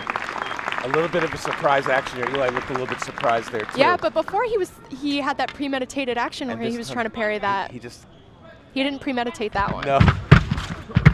Pull short. I love when he pulls short. It's beautiful. And a clear attack. Yeah, well, you said once he made a Sisi fall short, he has a window of time to make his new attack, and he pushed all the way down and scored. And the kids we saw today had like glimpses of this. Glimpses. Little tiny glimpses of like what their future could be. Tiny potential in the future, right? Did you see that there? That was a stop cut. And then he parried for the inside line. Yeah. And he parried it. Beautiful. 13-12. I love a stop cut. For Dershwitz. He was waiting a little too long. And LCC comes back with a 1 light. That was an explosive lightning strike off So the that's what line we were by talking LCC. about, the acceleration, right? It's less about speed, more about acceleration. On guard. Ready, fence. Oh, right in. That time LCC retreated, went for 1 parry, Eli went around he it. anticipated incorrectly. Yep, he gets curveball, Eli threw fastball. You can't, the human brain can't function that fast to react to this in real time, so you have to kind of guess. On guard. We've got cheers from all around the room. It's hard to pick a favorite. How could you cheer, you know? They're both amazing. Off the strip. He didn't go off the strip during the touch, but he pushed him. And that next touch is the winner. Who's going Who's going to blink? I mean, we've had very few actions in the box in the middle. Yeah. It's been up and down the strip. And most of the time, the attacker has a 75% chance Yeah, of so scoring. I think they're both going to go in the box on this one. I think so, too. Because there's too much on the line. All right, betting people. They can't it's like, it's hard to risk it, but sometimes you have to be the bigger person and be the one to take the risk and leave the box. So who's it going to be? What's it going to be? I hope I don't blink. I'm scared of blinking right now. You got to hold your breath. Let's go. On guard. Ready, fence.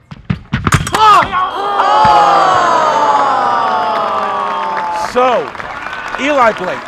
He made the right action. He waited for a parry or post, and he had it, but it didn't. He missed. He didn't hit. And LCC's the winner. Eli made the right move. It just didn't work that time. He had the guts, though. Yeah, he blinked. He took the risk. Usually, when you take the risk, you should get the reward. He was unlucky on that one. It wasn't a bad move. It was a good move. But he can go to sleep tonight feeling. He can go to sleep tonight feeling really good about himself. Yeah, because he's still the world champion. So now, meanwhile, now it's a convergence of Olympians on our strip. We've got Ziad and Eli and Ivan and Tim. They're all Olympians right now on this strip. It's a lot of Olympians. All 4 of them. Olympians in the building, come to the strip. Yeah, we have an Olympian sitting right here. Well, I wasn't technically Olympian. Captain of the Olympic team. That was close. I was the captain for Ivan and Tim. Wow. Yeah, a long way back.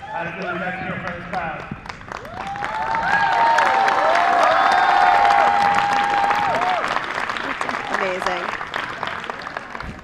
I just want to say it's been amazing to see all the amazing fencing all day, all the great energy. I remember coming to RYCs back in 2005, if you can believe it, in New England, and it was a lot smaller back then. Facilities weren't as good, the level of fencing wasn't as good, there weren't as many competitors. So seeing how the sport is growing, the energy is good, there's a lot of youth around here that are really enjoying the sport. It's very meaningful for those of us who have been in the sport for a long time. So hope you all had a great first day of the YC, and I wish everyone luck for tomorrow.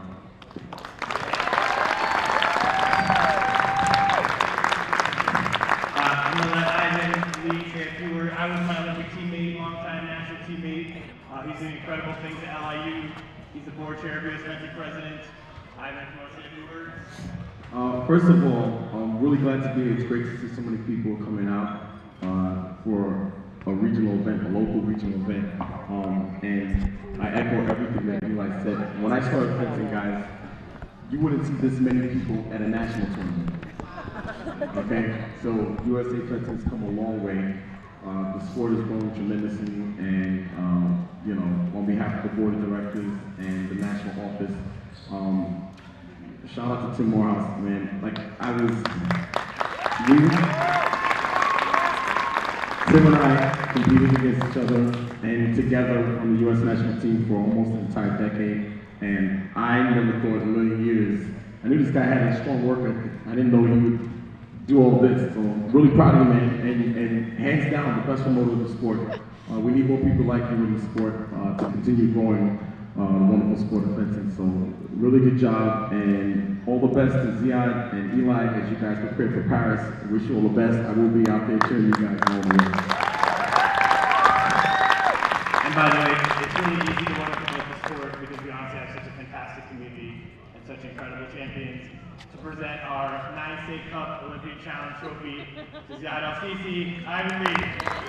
And we like Matthew. I would like to give this to Eli for winning the World Championship. He deserved that more than me. Heartwarming. It's much bigger to win the World Championship. Okay.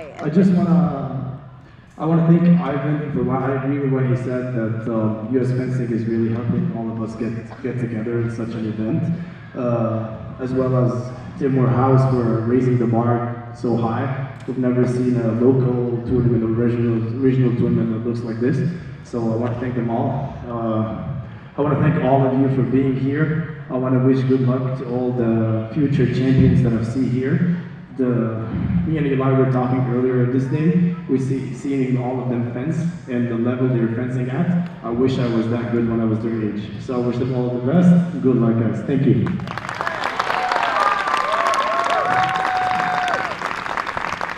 Thank you guys again. It's been, I know, a long day. Some of you here, from the beginning. So really appreciate all your support. One more round of applause for our 2 champions.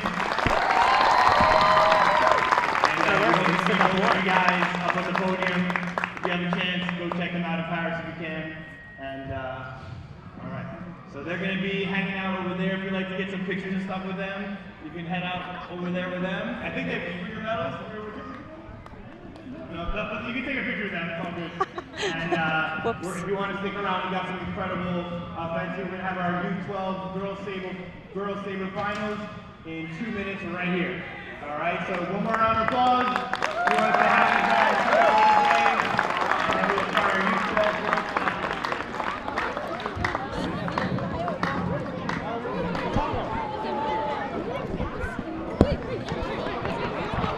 We need the women's final. We're ready. Okay, so we are going to have a bunch of finals coming up really quickly. In Y12 Women's Saber, we've got Karina Leo from Bergen Fencing Club fencing against Veronica Gonzalez from, she is from Scarsdale Fencing Club. And I don't know, I'm gonna look up and see if these women have fenced each other. But we are ready to start and get this done. Karina Leo. Referee is Charlotte Osborne. Clap it up, everybody. And we got Veronica.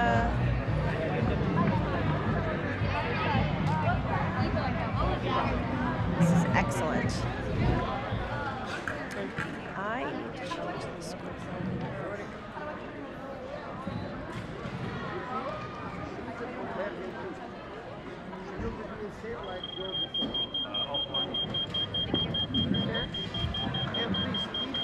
Okay.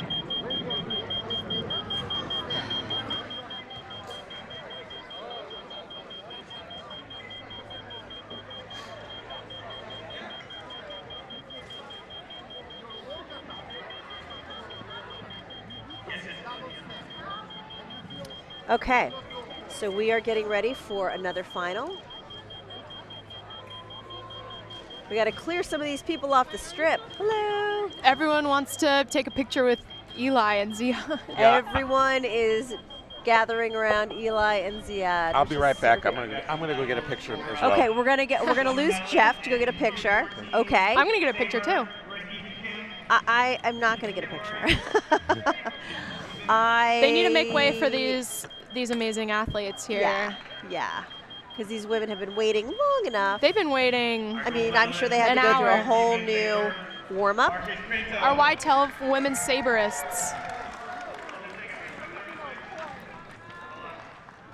Yeah, it looks like Karina Leo represents Greece.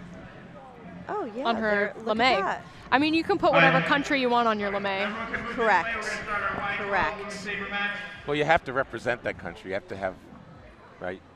Do you? Yeah, you have to represent. I saw a kid, he was in like Y10, and his lame said he was in the Soviet Union. He was representing the Soviet Union.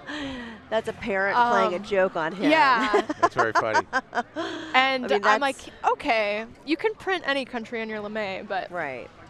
That's nuts. Why will this not change? Could put Yugoslavia on your LeMay, and Yeah, that'd be funny. doesn't exist anymore. No. The Austro-Hungarian Empire, I suppose. Yeah. What would it be, like AHE? Yeah. Like, what country is that?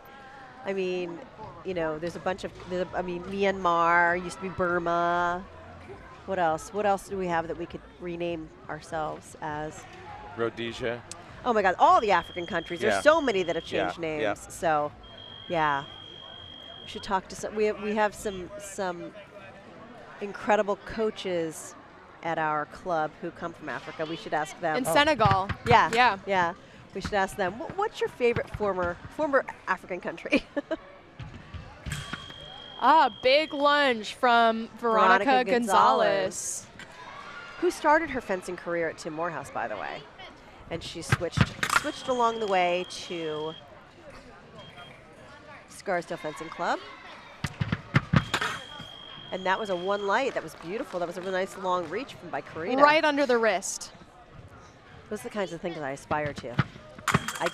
And you can't practice that very easily. You know, you mentioned the Soviet Union just before, and part of the success and why it's grown so much in this country was when the Soviet Union imploded. You had hundreds of coaches come over and start clubs all over the country. Fencers that used to start at 13, 14, there was a mindset here, we're now starting at 8. Right. And I'm not saying there aren't a lot of great American-born coaches who've had great success, like the late Bucky Leach, for example. There's many of them. The truth be told, that's when it started. That's when we started winning medals in Saber. We had a lot of Ukrainian coaches, Yuri Gelman and Arkady Berdan, and then you had Ed Korfanty from Poland. And so that really changed a lot. And I can give you an example. When I first moved to New Jersey in 1981, there were 4 fencing clubs. Now there's like 45 or 50. There's like 4 in Bergen County Exactly. alone. And then because of that, then you had high schools. There's 70 high schools in New Jersey. Right. I don't know it's chicken or the egg. The high schools Right. came first or the clubs, but the synergy between the two things. Now you have fencing grew exponentially in this country. Truly. And when you look at the Junior Cadet World Championship, we win the most medals by far. And why does that? Is that we have this huge critical mass in our country of young fencers, and by accident, a lot of them are going to become good. And in my time, we were a third world fencing country. If we made the top 32, you had a party. Right. You know, we had a medal. Peter Westbrook had a medal, and then now we win lots of medals all the time. So we are amongst the best. It's 7-5 for And it's because Veronica of our melting Gonzalez. pot again. We talked about this earlier. Yeah. Oh yeah, with Coach Mustafa, he was talking about how the style in America is such a conglomeration of all the immigrants who come here. I had an American-born coach, but it was really funny because he's from Florida and he would just start speaking in an Eastern European accent. On accent, like he would just, I think subconsciously he would just start doing it, and I was like, hey, like, you're from Florida, right? Like, you know that. And he would do it at fencing tournaments. He would just all of a sudden have an Eastern European accent. Because he was a mimic. It would make him feel more official, That's maybe. funny. That's very funny. I have one of my friends who's the NCAA champion in foil from Columbia University, Bill Mindell, who's a Russian, came here when he was young. And he went on the refereeing circuit.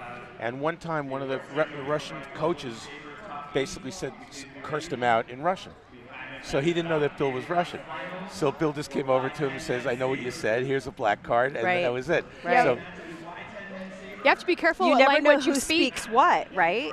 Yeah. Because you're watching here, we have a Chico, Veronica's coach, or not a Chico, Maxim. And he's Georgian. He's Georgian. I was going to say Georgian, and on the right we have. He's a. I don't know. I don't know. Okay. At Bergen, but we've got Veronica Gonzalez in the lead after the break, coming back 8-6 against Karina Leo. And you mentioned Maxim Lachotska from the Scarsdale Fencing Club over on the left there. He was a top fencer. He was an Olympic referee. And now he's making his livelihood as a top coach. Yep. So Veronica finished on Leo's guard there. She's finishing a little early and not changing her target. Okay, here we go. And now she has to be patient. And she was patient enough. Patient enough. Because Karina reached for that. The attack from Leo was short, and the counter from Gonzalez, was that how he called it? She called it? She called it for Leo. She called it for You Leo. call it for Leo? Yeah, she called attack no. Oh, Again, Veronica's guard. going for the guard. You have to, like Eli, when he was going down the strip against Ziad, he saw that Ziad's hand was up there trying to parry, and he went around it. Veronica went straight to the parry. So she has to watch for that and Okay, change her watch target. it. There, she changed her target. Yep. She kept her distance. You guys weren't looking in the chat room during the El Sisi Dershwitz brawl to take it all, but someone put in there Jillian could beat both of these guys. Go, Olympian, go. Yeah, I wonder who that is. One of my fans. I think if I fenced Ziad, I actually have fenced Ziad before, and it was really fun at like a club camp thing. It was really fun. All right, attack Okay, from so Veronica. Her hand was Karina way Leo ahead. has got to mix it up, or else this is going to be the end for her. Because there she goes. She mixed it up a little bit. Look for her to try that again. I feel like the 10-point mark is kind of where someone's Yep, back in there the she bout goes, again. back And she's in- back in the bout. Yeah. Back in the bout. It's a little bit uncomfortable when someone reaches 10 and you're in the lead. So what happened here is Leo stopped. And she had scored 2 straight attacks in a row. She probably should have tried it She again. should have kept going. But yeah. she didn't. There she goes. She went straight in. So now it's 14-12. Every point could be the last. Ah, and there we have. Yep. So here's the deal for Gonzalez. 14-13. No more counterattacks. No more Right. counterattacks. Yeah. You cannot rely on that. For me, a counterattack's a last-minute effort. Oh, one light. Good idea from Leo. She just didn't use it in with the So correct Veronica technique. Gonzalez is our champion. It looks like she hurt her foot or something. She's hopping a little bit. I hope that she is not seriously hurt. I hope she comes over and talks with us. Tim just pointed her over. Y10 Women's Saber in 5 minutes. Veronica will be getting interviewed by our squad over there. By our squad. That's us. We're the Squad. Y10 Boys Saber. Squad up. Start hooking up. We'll introduce you. We are, let's see, look at this. Something happened here. We will do the interview for everybody. They don't have that card. White men's foil. Yeah, I have it. They didn't funds yet. He says you've done the final. They didn't do the final over here on the final strip? No, they didn't even put him here. Okay, Oh, so that's bring why him, we didn't so, see it. Yeah, he's little. That's all he wanted all day. So, Is he still here? Why don't you bring him over? Oh my gosh, we've got. I've got a Y8 men's foil who did not get to the final strip, so we're going to put him on the. We're going to get a quick interview with him. Come on up. We'll do Veronica in a second. Okay, hold on a minute. I'm not sure how we missed you. Tell me your name. Go ahead. What's your My name is Rafi Casco. Rafi? Uh-huh. Okay. And you won the Y8 men's foil? Oh, wait, no, Y10. I'm sorry. This doesn't make sense here. I think. Oh. I don't know. You don't know where you were fencing. Okay, I gotta look. But you It's won, Y10. and that's what matters. Amazing. So, what do you think you had to do today in order to win? What helped you in the final? Perry Post and my sister, Sophie, she coached me and I won the bouts. What did your sister tell you when she coached you? Perry Post, and when they attack, Perry back, and when they attack back, I go finish. That is amazing. And you listened to her, and that helps. And what is your favorite part of fencing? The medal, when your parents are very happy. When your parents are happy. Okay, so you are Rafa Cascone, correct? So you fenced a lot of really impressive people, I have to say. In the last couple of weeks, Luca Yang from Tim Morehouse, I've seen him win medals. Owen Tard, like all of these kids have won medals in the last couple of weeks, and you beat them all. Is that good? Are you proud? Very. What's your dream with fencing? Becoming a champion. Well, you were a champion today. Yes, you So are. you attained your dream. You are a gold medal champion. Thank you so much for stopping by, and congratulations. Go get your medals. Thank you. Thank you. Nice to meet you. We're going to have Veronica Gonzalez come in shortly. Where did she go? Veronica Gonzalez, come on over. Come on in, Veronica. Jump in, take a seat. Headset. Otherwise, you won't be able to hear us.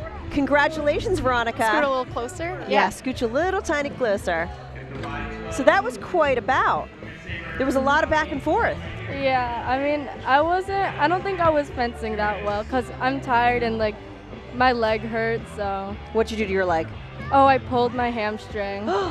Earlier in pools or? No, like, I mean, it's like last week, like I'm still injured, but like I'm taking care of it, so. Yeah, but when you feel like you're not fencing well or you're tired and you're having a bad day, how do you pull through and end up finishing the bout and securing the win? So like I take a deep breath and like I try to calm myself down, like motivational speeches, like I got this.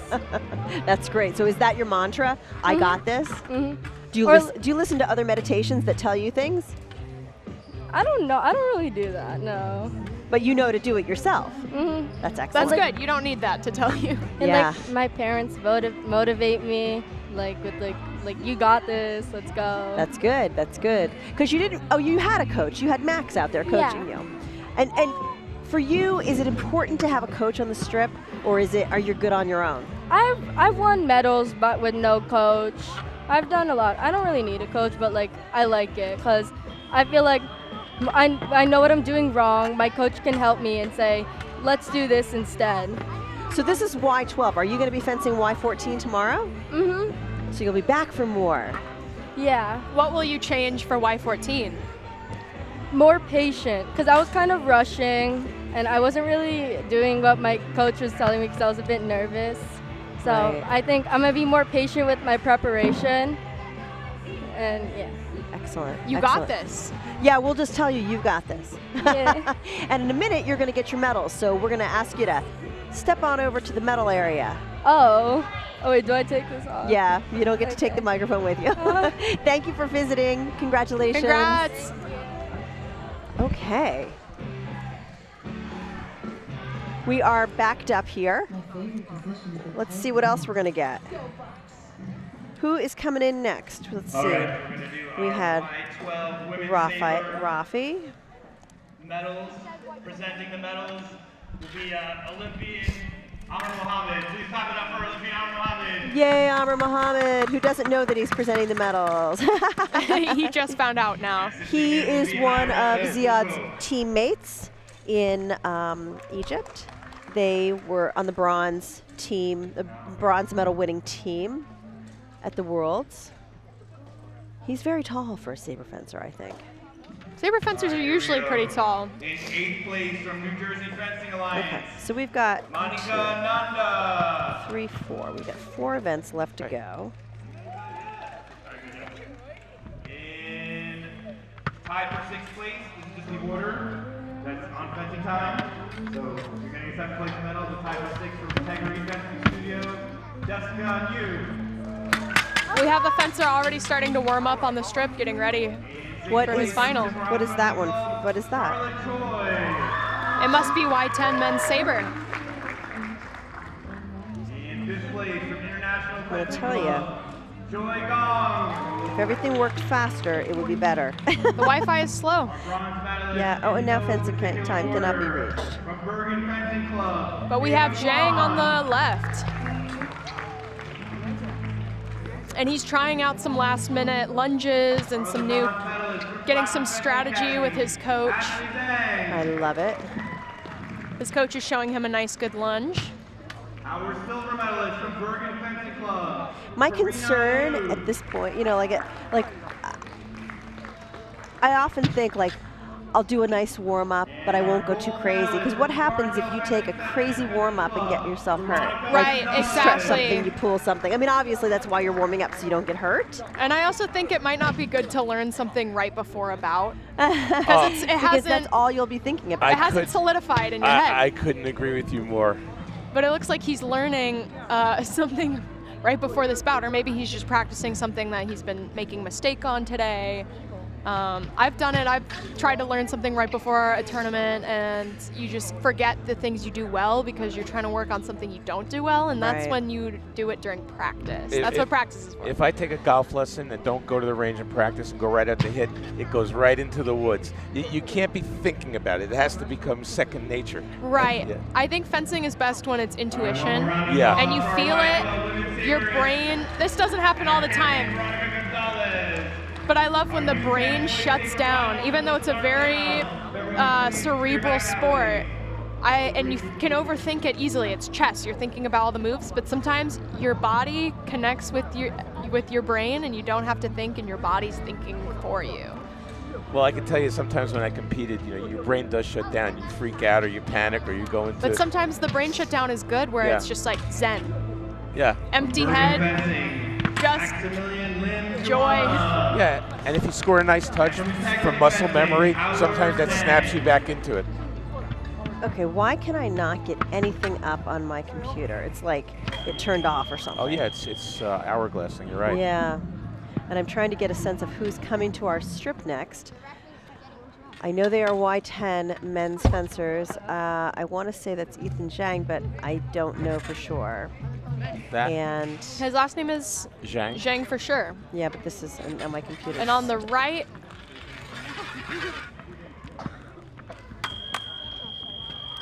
if I could see his back, I could tell you what his name is.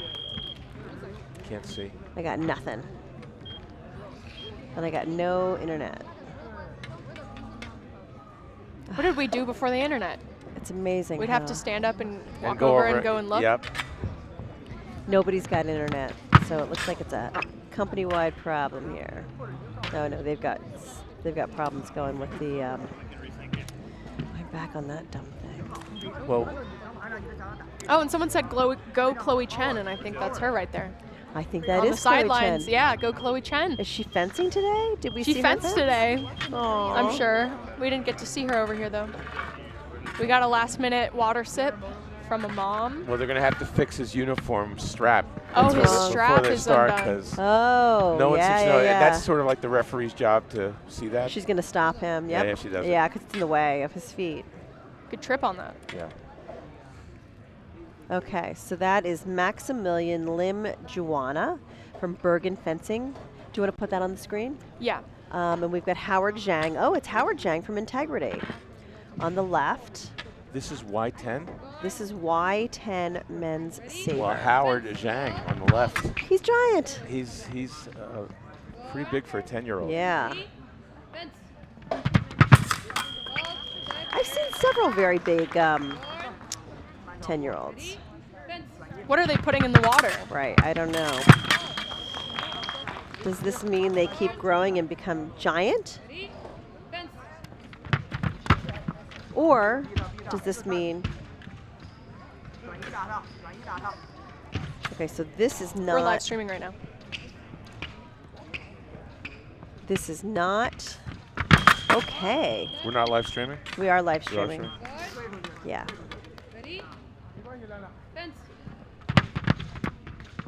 We are live streaming. And, you know, this is, oh, down on his knees. This is a nice bout, but, I mean, compared to Ziad and Eli, this is like sleeping. I love it. Slightly different speed. Slightly different So speed. Zhang, the first 2 touches, he tried the attack with the lunge that his dad or coach showed him, and it was unsuccessful. And he's changed the tactic after that. Probably back to what he usually does. Yeah, That's not new. But you saw he tried exactly what we talked Yeah. about. He tried Right, something right, like that was right. just shown to him before the bout, and it didn't work. Right. Oh, I have 2 Y12 men's. I'm trying to figure out, like, why? Why do we have so much left? My organization system did not work. It failed me. That time Zhang took the blade on the attack. He didn't go straight. Okay, 1 minute break. We've got 5 for Lim Juana, and we have 2 for Howard Zhang. There's very little room for mistake when you're going to 10 points. Yep. Okay, hopefully we're going to get the cadet men's epee here shortly, because they are also ready for a final. I was going to say it's probably past their bedtime, but it's only 7:20. Might be past my bedtime. I was going to say it's past our bedtime. Okay, so we are ready. Let's see what kind of footwork they use here. Okay, off we go. I look for Zhang to try to take the blade or draw second intention, have Jim Luana attack him and try to then make a parry riposte. He was successful on one of the actions with a really nice blade take. Let's see if he does it again. Let's go. Okay, they're ready. They're ready. They're ready. so ready. Born ready. Lim Juana's already in on guard. Ready? Fence. Oh. Did the opposite. He attacked in preparation from Yep. the left, and he got parried and riposted. So. Go behind the line. Ready? Fence. Lim Juana's definitely attacking. His arm is practically extended. But if you, even when you look at his positioning on the strip, he's like basically at his at Zhang's starting line where the attack happens. Fence. Well, Lim Juana, Wow. he's winning this bout because he has much better footwork. Yes. That Even though his knees aren't bent. Right, he's much smoother on his feet. Imagine what could happen if he was always bending his knees. You're right, he's not. It'd be insane. Nice little counterattack. And that was the win. Lim Juana.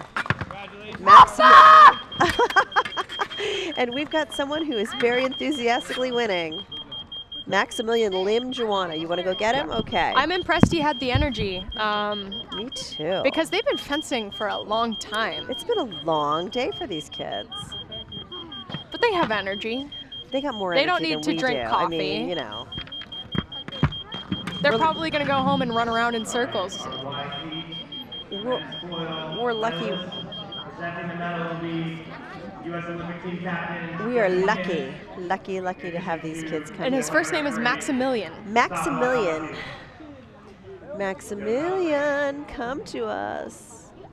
Oh, I think we lost Maximilian. Do I have to go get him? I can probably grab him. Okay. In 7th place from Mid-Island Fencing Academy. Okay, so we are running through fast and furious some of the remaining events, final events. We are giving medals right now to the Y8. Just ahead.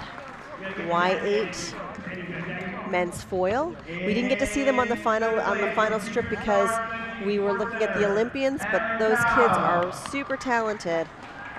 Several of them come from Morehouse, and they are, medal machines.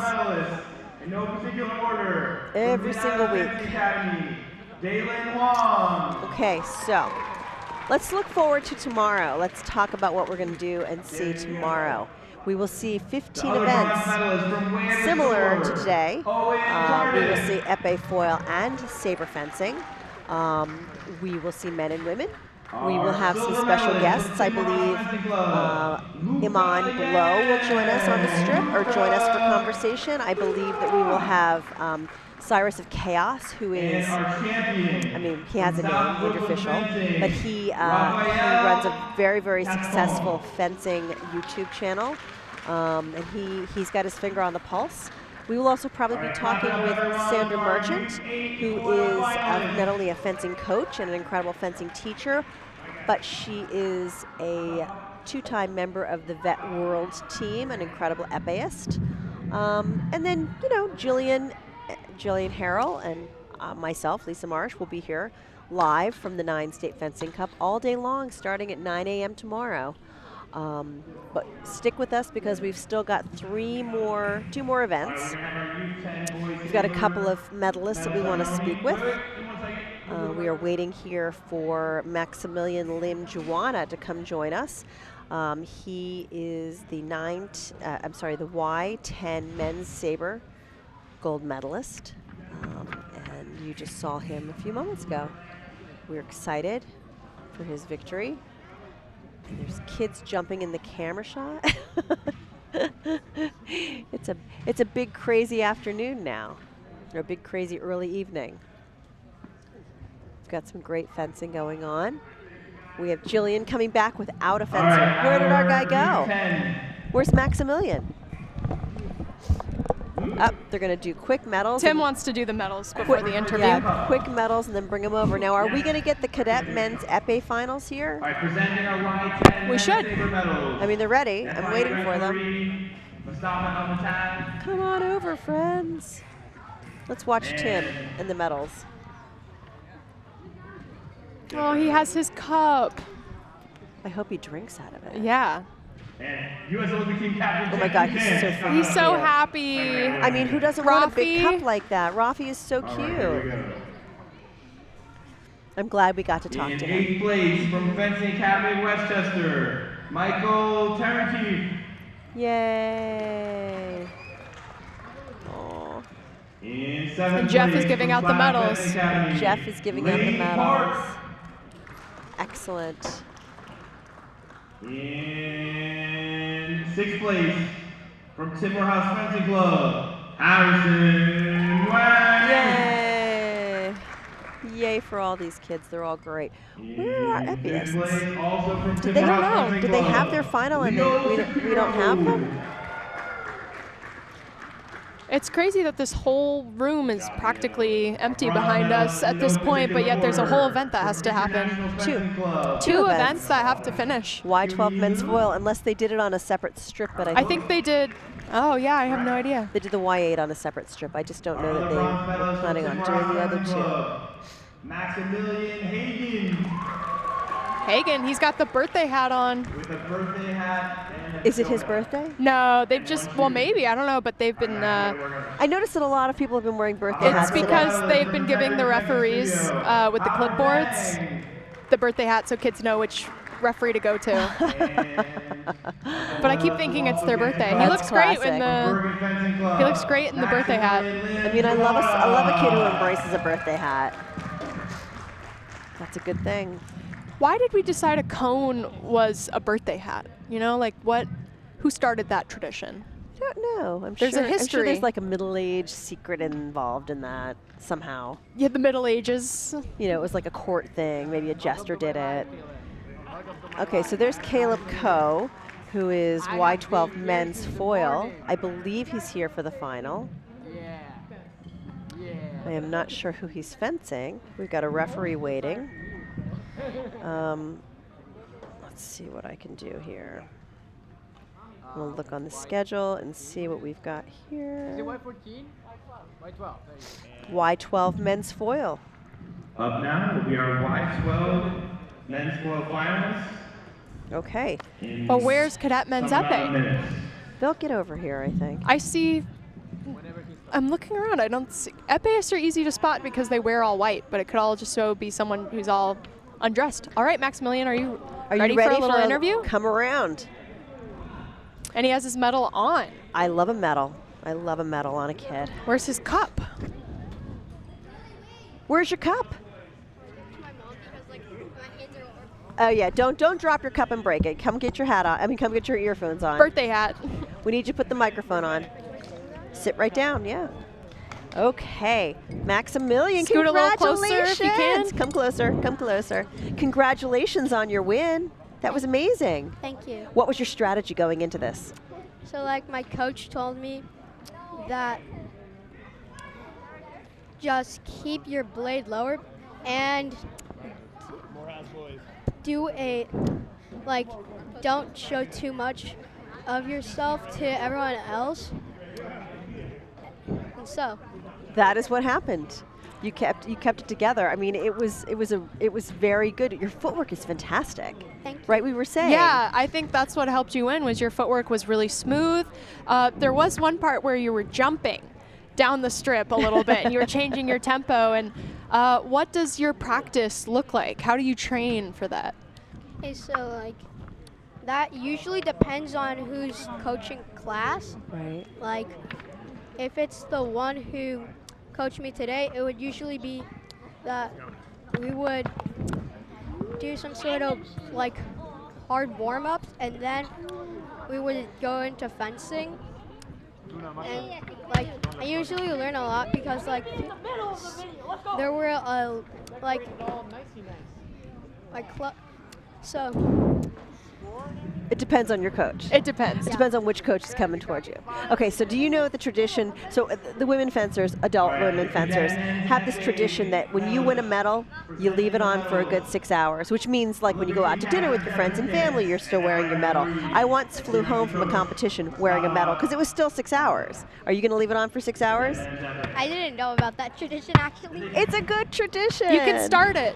Okay. 6 hours. The timing starts now. So it's 7:30. So that means that you have to wear it until 1:30 in the morning. I'm probably going to end up keeping it on since 8 o'clock tomorrow. To 8 You can o'clock wear it tomorrow to bed morning. and wake up with your medal, and that'll You should remind probably you. sleep next to it, not wear it while you sleep. What's your Could get next? a little dangerous. What's your next big event? Tomorrow for Y12. Amazing. Well, hopefully we'll see you back here. Congratulations. What are you going to drink out of your cup? The U12 men's flow match will be on deck. Probably water. Okay. Good. Healthy. That'll work. Good choice. Healthy choice. Good Stay for you. hydrated. Yep. We'll see you tomorrow. Nice to meet you. Congratulations. And we can take the headphones. Yeah, we'll take the headphones and we're going to go watch another final. Thank you very much. Congratulations. Thank you. Okay, next we have, are we Y12ing or are we using the cadet men's epee? This looks like cadet men's epee. Whomever. But also I see some foil, so who knows? Is it like I see. I think this is cadet epee. Who gets to the strip fastest? These are the last two. Yes. Yeah. We're in good timing. It's not 8 o'clock yet. Good spirits. Good spirits. We're not like, giddy. Are we giddy? We're giddy. But giddy with excitement. We're giddy with excitement. I don't know how we did this all day, and I'm still full of energy. Yep. I'm still excited to see some fencing. I'm very excited to see some fencing. I would like to see cadet men's epee. So on the left, I think we have, can we change this? I think we have on the left, Robert Hugh, HU. And on the right, we are going to have Seth Sverdlov, Sverdlov. I'm spelling this out because we're putting the names on the screen so you guys can see it at home. I know. It's like I'm dictating, right? These are some big kids. These are cadets. Yep, so big, it's tall kids. 16 and under, right? 17. Under 17. Did we have cadets here last year? Yes. Okay. Yes, we did. It just seems. It seems like they're all so little. They're also little, but also so old too. Like they're full of wisdom. Correct. All right. Are we having strip problems? Are we having? Oh goodness. Nope. We are checking weapons. Speaking of putting water in the cup, do you know where these little? Where they are? Yeah. They're around the corner in the corner over there, like in the corner of those two tables. We're asking about water because once you talk for 7 hours, you need to hydrate. Just a little bit. Definitely have ebbs and flows during the day of energy. That is correct. And yet, it's unavoidable. After watching Ziad and Eli, oh my gosh, I got that was so great. So much energy. I mean, those guys are fantastic. I would love. I mean, I love taking classes when those guys are in the club. Yeah. I mean, I swear, I took you could take 2 or 3 days of classes with Ziad, and the footwork that you do with him. I mean, my legs were better after 3 days. Yeah. I mean, he's insane. Training. It is no wonder that he has that vertical. All right, these epee men off to a great start with Sverdlov. Kaboom! With It a looked like nice riposte. it looked like who was going to get it, but he did not. Yeah. Parry riposte. Very methodical. And also very physical. Yeah. Bang. Physical chess. Yeah. I think the most common fencing metaphor is a Physical dance, chess, yeah. Physical chess is the winner. But right? I want to add rock, paper, scissors to that, but that's mostly that's mostly saber fencing. Yeah. Rock, it's a perfect comment for that, but it's going to take a little work to integrate it into our terms. Into our lexicon. Yeah, I think so. Take a few years. Yeah. but it's a nice change of pace. It's got some depth to it. Yeah. We'll have to work on it. Put that in your next book.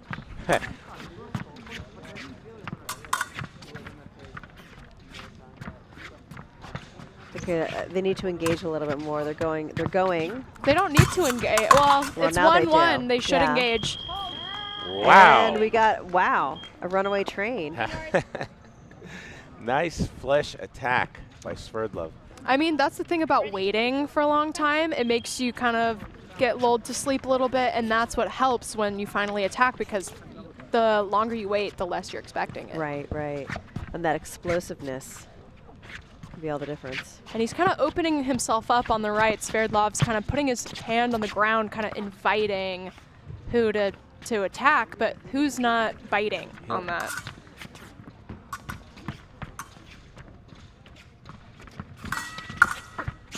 Okay. We're heating up here. And no connection. And we've got a connection. Well, that was Sverdlov's action. He took the blade. Just unlucky. And he didn't hit, and it was just I think a lucky counterattack by Hu. Sometimes your hand's in the right place at the right time. Yeah. That's a little rock, paper, scissors. Lucky guess. Or just good technique. Or good technique. Your hand's just out there, too. Yeah. It's combination. So many factors go into winning a touch. Okay, we are coming into the end of this first period. And we have one more action. One more action. Another parry. So, of Sverdlov's 3 touches, 2 of them have been on para repose, very clean. Yes. And his other one was on that one, the flesh, but this time it didn't work. Right. But if I'm Hu, and I got so easily defended with a para repose, I'm going to be less likely to do that attack right now. I would maybe second intention, try to draw out Sverdlov. The attack is a little risky, and the touches that Hu has scored have been counterattacks when Sverdlov gets too close and misses his attack and just doesn't complete it. Okay. But there he completed it, and he's taking a little bit more of a risk by doing Here it. I thought that we were going to be like pointless toward the end of this period, but it continues. 20 seconds left in the first period. Have to keep 4, going. 3, 5, 3. With only 16 seconds left, you can score a point, maybe 2. Or just hit the bells, because it's a nice sound. Make it some music. Yeah. Doing a dance. Okay, we're getting to the end of this period. We're going to reset in a minute. Reset in actually a few seconds. And we are done with the first period. 1 minute break. Sverdlov's up 5-3. Sverdlov looks tired. He might look tired, but the reason he's winning this bout right now is because of his quicker footwork. Right. Clearly, he has an advantage there. Yeah, he looks a little bit tired. It's a long day. Yeah. And it was they a long started at wait, what, probably. 1:30? Oh, they did? Was They it a started a very long time large ago. field? Yeah, I think, and also just delays and. Right. We'll have to check on that start time, but the thing about epee is you're on your feet much more than the other weapons. You're taking, even though it's timed the same as foil, you're bouncing. So cadet men's epee did start at 1:30 this afternoon. I was right, yeah, and that was nuts. 6 hours ago, more than 6 hours ago. Yes, correct. And they do run long. I mean, obviously we had a break in the middle because we had our excellent exhibition, but epee bouts epee events can run very long. There were 57 fencers, so it's not a huge, not a huge field. All these events today were capped. Yeah. All the events this weekend are capped. At what number, do you know? It depends on the category. Some of the younger kids were capped at like 12. There were a lot of 36s. But I think this was probably capped at 64. And there was no, that's wrong. It was a little more because there were 10 scratches. So there were 67 originally, and now there's 57. So it's a long day. They started at 1:30. It's now 7:30, so it's 6 hours so far. Okay. But that's a walk in the park compared to when they first started the Nats in USA Fencing. Yeah. And the way it worked then is that the first round would have 2 flights. 2 flights in the first Oh, round. yeah. Okay, and you wouldn't believe this. The best fencer in the second flight pool would have to referee the first flight pool. What? That's crazy I can pants. attest to it because it was. When was this? This was 1980 when it started. Wow. So, and you would have two flights, okay, and then you had 4 rounds. So you had the 2 flights, then you had 3 more rounds. Then you had direct elimination of 32 with repechage. So I just want to tell you that when I fenced. Oh yeah, repechage. I haven't heard that word in a long time. How many hours? So I'll just give you the worst example. 1981 Michelle Allo, New York City, NAC and men's foil. I started at 8 o'clock in the morning, and I was in the gold medal bout. Guess what time it ended? 8 in the morning that to night. 8 a.m. was the first. 9:30 in the evening. 2:15. Oh, okay. And I got out of drug testing at 3:30. So 3 a.m. You at 3 a.m.? He wins. He wins. Wow. So then USA Fencing changed it that no new round can start after midnight, which of course is ridiculous anyway. I mean, the whole thing was ridiculous. It was an endurance contest. Yeah. Right. That's really what it was. Yeah. At least everyone's in the same playing field. Like everyone's tired, and at that point, it's like who deals with being tired? The best. The best. Well, Nice parry again. So, but I could tell you in that day it wasn't me, and the gold medal match was against Michael Marks, 7-time national champion, I think 6-time Olympian, one of the greatest of our time. And I cramped once, got a 10-minute or 5-minute break, whatever it was. And then I got on guard. Both of my quadriceps cramped. I fell down like an oak tree. Michael Marks took off his mask, looked down at me, shook my hand, and goes, "Nice match, nice bout, Jeff." And that's how the match ended. He knew it was over. Yeah, it was over. All right. So we are at 9-4 with 1 minute left of the second period. I feel like Sverdlov is commanding here. And who is continuing But to who attack even though he keeps getting parried? He keeps pushing. He's hoping to break through, right? He needs to break the tempo, but Sverdlov's not allowing. He's not attacking where he can get hit in his preparation, so he's not giving you a chance to break that tempo. But he's down there at the end. All it takes is one cut. Oh. Counterattack. Who got the point? Yeah, Sverdlov was the provocateur there. He should have gotten a touch, but he went for the back and he just missed. Okay. He went for a smaller target. He's usually the provocateur, it seems. Yes, and his hand is faster and his feet are faster, and that's hard to overcome that. Unless you find their mistake. The time is incorrect. The time ran out. Yeah, and then time ran out. And it automatically started again at 3. Yeah. We should be in the third period. Yeah. They should get a 1 minute There break. should be the break here. I don't know if the machine went kooky or if she pressed a She button might have. wrong. It happens. Well, I mean, the machine is, and also you don't know what button you're pushing. Well, she's got it. She said there's X amount of seconds left, so she remembered. That's good. Okay, they're good. Yeah. And then they'll get their break.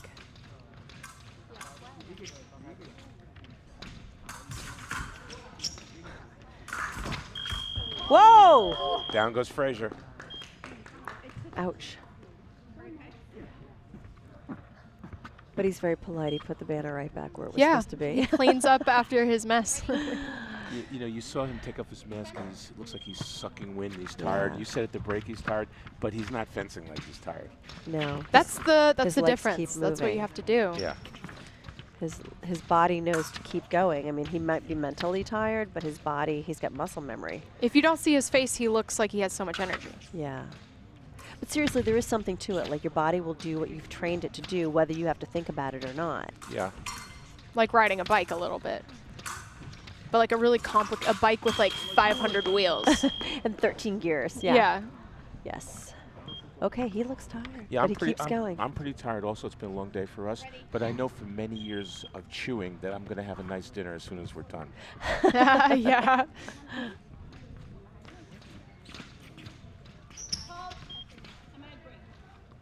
1 minute break, okay. She did remember the time, which is Okay, excellent. Good job. It's 11:05 at the break for Sverdlov. And he needs to drink a lot of liquid. He's taking a seat. I mean, who wouldn't want to, right? Look at him. He really looks like he's gassed. But Yeah. once the bout starts, he's going at 100 miles an hour. It is beautiful. And his coach isn't even talking to him because he seems to know exactly what he needs to do, unless who changes his strategy, and then he has to come up with something different. But so far, He has been unable to. he's been unable to, but you never know. You never know. I think at this point, Sverdlov can't make any unforced errors. Don't give him any chances. Right. Let him come to you. You've been para-riposting. You're quicker than him. He's not busting through. I would say this is pretty much a foregone conclusion. We really haven't seen any glimmers of hope from who that we think that he could be able to overcome this obstacle. Because he also looks exhausted. I mean, just Yeah. look at him. He looks like. And I think sometimes when you're ahead and you're tired, a big motivation is if I just use my energy now and get it done with, the bout will be over and we can get our medals. We'll see. Being tired can be motivation if you use it that way. I have a lot of kids tell me I'm nervous before they fence, and I'm like, okay, well, use that in your advantage. Wow. Beautiful flange. Yeah, he's fast. Okay. So it's going to go for another 2.5 minutes, or it's going to go for another 3 points. We'll see. I don't know about you, Julian, but I always get nervous before I fence. Oh yeah, I used to get so nervous that I couldn't eat. Like I'd have a nervous stomach. But Love it. Another parry. But I always found that all it took was for me to get the first touch. Mhm. Once And you then get the you first relaxed. touch, and then it gets out of your system. I found even as a referee, you get nervous, until you make a couple calls and get the cobwebs out. You just want to get into a rhythm. Yes, that's true. Get into the rhythm. But I guess you can sometimes find a way to use those nerves positively because the nerves are telling you that you care. Yeah. And that you want to win, and then you have to channel that nervous energy into the I want to a win miss. energy. Yeah. A miss, and they crossed.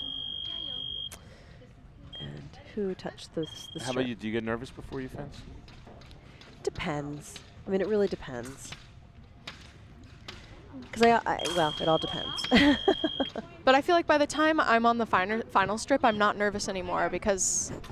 Yeah, I mean, there's something to be said for getting that first couple of Yeah, under your belt. the first or a DE touch is the or- hardest, in my opinion, because that kind of determines how you're going to fence the rest of the day, or how you can improve the rest of the day. If you get to go for the rest of the day. Yeah. Even with commentating, until I say a few things and get it going, you want to get into the rhythm. Yeah, I was thinking that before I started commentating. I'm like, oh, I haven't coached since last March. What if I forgot what fencing was, and now I'm watching it. I'm like, yeah, no, I totally remember. We just had a double point and a single. Seth got a 1 light. Sverdlov 1. We will get him over here shortly. Great to talk job with for us. who? He took a silver medal. It's a Correct. great result. Correct. He was just a little bit overmatched in that particular bout. He can watch this video and then see Learn what he from can it, improve, and then right? come Yeah, back next time. exactly. Yep. And now we are going to go to the final event of the day, which is Y12 Men's Foil with Caleb Coe and Hansen Chen. But first we have to get the epeists off the strip. They're getting lots of hugs and love, but which is correct. we which need is some good. some foil action. They Yeah. also started at around 1:30 today, I think. Yep.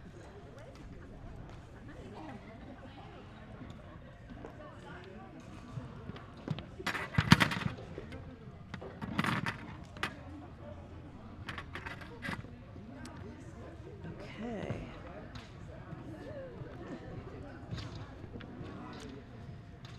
Where was Caleb from? What club? Caleb Coe is from STFC, so I'm going to tell you that is someplace in it's 5T FC. 5 Towns. 5 Towns, yeah. Where are there And 5 towns? In Long In Island. Long Island. The 5 towns? There's 5 towns. Yeah, there's an area called 5 Towns. Test, please. Just test something so I know it's in foil. And we've got Hans Chen from Gudiskovskaya, FA. We're going to do a really quick medal ceremony for our FA. Okay, we're going to do a really quick fencing, Followed by the start of this match. a very quick Presenting medal medal ceremony for the will cadet be men's epee. Olympic team captain Jeff Buchanan. Buchanans. We're just gonna wait. We have to wait for them. We gotta wait just a minute for this quick little bout, or for this quick little medal ceremony. Please.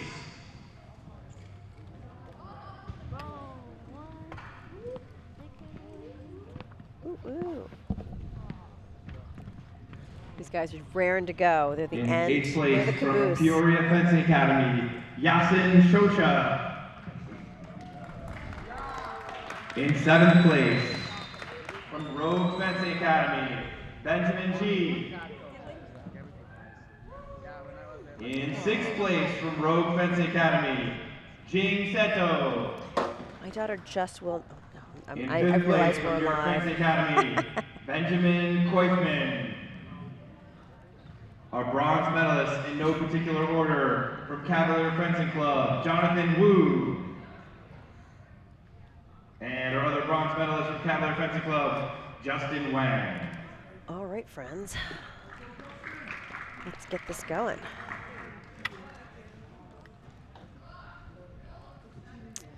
I have got, let's see what we've got here.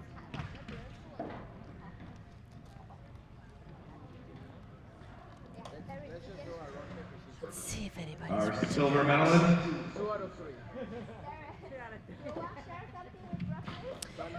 David Cornfield, who has asked the Is question, Robert has Cadet Wu from Men's Mateo Epi happened? I Fencing hope you Club. just tuned in because we just had an amazing Cadet Men's And Epi our final, champion and we Cadet are Men's going to speak Epi with is Seth Sverdlov in a few minutes. Sverdlov. After he collects his gold medal, we'll bring him over to the stand and have a conversation with him, hopefully. I think he's exhausted, right? He'll get some really good sleep tonight. Yeah. And I wonder if he's fencing tomorrow too. I don't know. I don't know. He might be a full He cadet. might be, or he might be a Y14.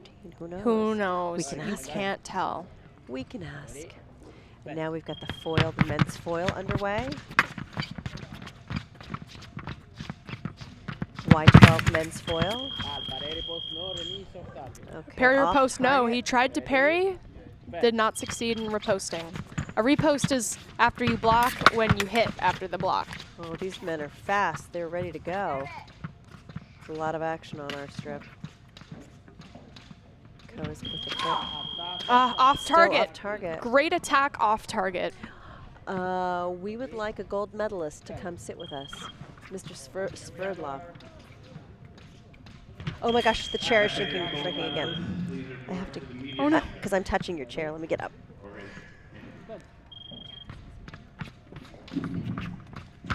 This thing is annoying.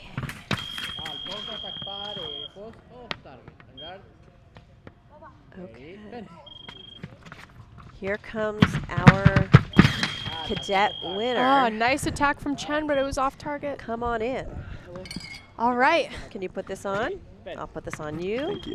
You hear everything?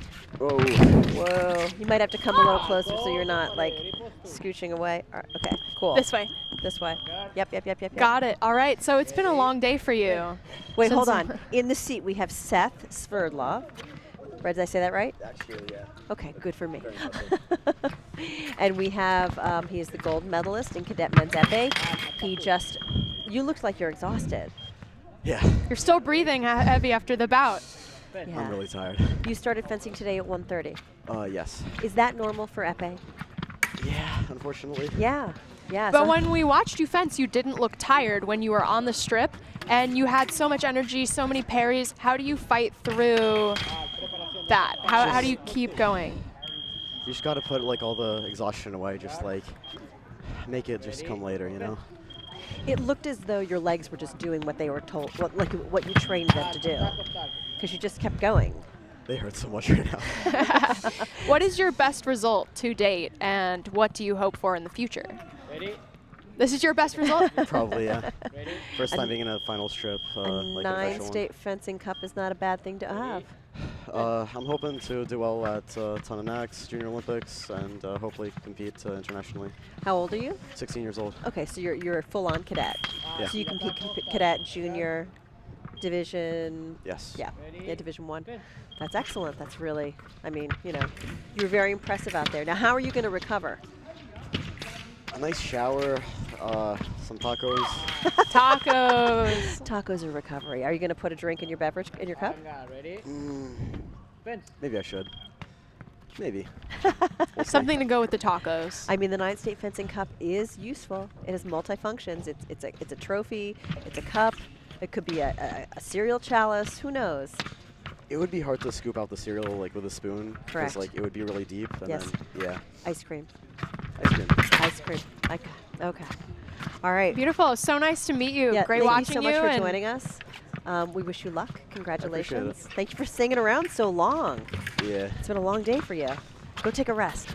I will definitely do that. Congratulations. Thank you. Thank you. We'll take the headset. Great. Thank you. I was just going to say they were a little sweaty. It's fine. Sweat of a champion. Now let's pay attention here to Only 4 touches have happened so far while we were distracted. and by they are Seth. busy. These kids. There's a lot going on the strip. They're back and forth, and really, like they're down to 49 seconds in the first period. So that means with 4 points earned in the first set. Oh, There have been a lot of off targets. It's not like they're not Yeah. doing anything. They're and hitting now- off and now target. we're They're taking a break to tie our shoes. Love it. Okay, and those things are sticking to my iPad.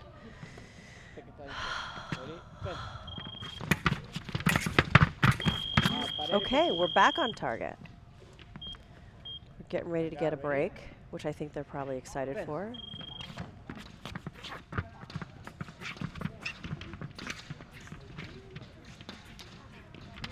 we have a lefty on our right. Yeah, we haven't had a bout between 2 lefties yet that No. we've done today.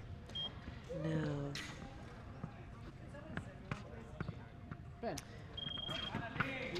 So I don't know. I mean, it seems like Beautiful attack from Ko. It seems like Chen is in control, right? Point-wise. Seems that way. Ko, I was watching him fence and said, boy, I sort of recognize that style, and I realized it's 5 Towns, which Jonathan Tiomkin, that's his club. It's his coach. I'm not saying it's his coach. Maybe he's a different right. coach, but it's a good chance it is. And Tiomkin was a member of the 2004 Olympic team in Athens. And the day of the team event, I would say he was the best fencer in the gym at the Olympics that day. Really? He was. I never saw him fence like that. That's impressive. Yes, he was really talented.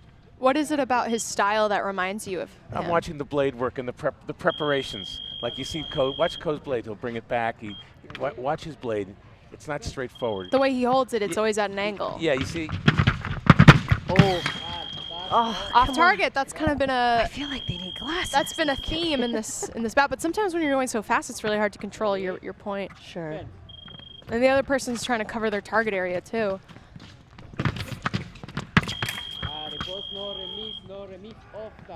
Off target. Okay. Remise off target. We got 5 seconds left. I'm pretty sure we are gonna stop here in a moment. Yep, that's a stop. And this is our last event of the night. So we get a 1-minute break. The fencers get a 1-minute break. It is 4-2 for Hansen Chen. He's gonna drink some water.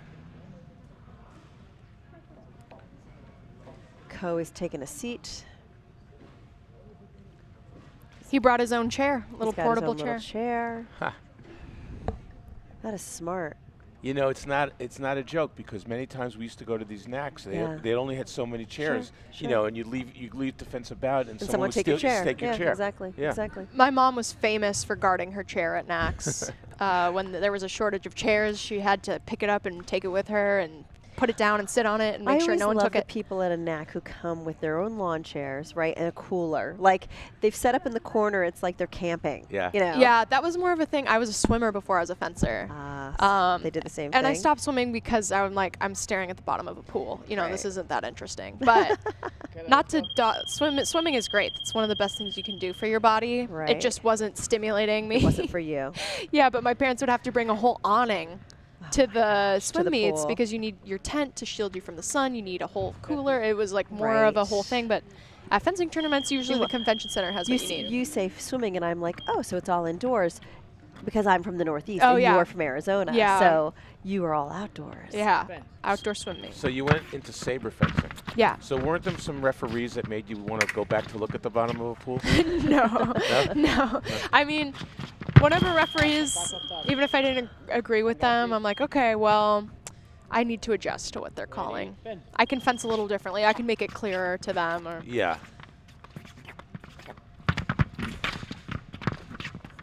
Okay. We are going back and forth. We are using the length of this strip, which is nice. And still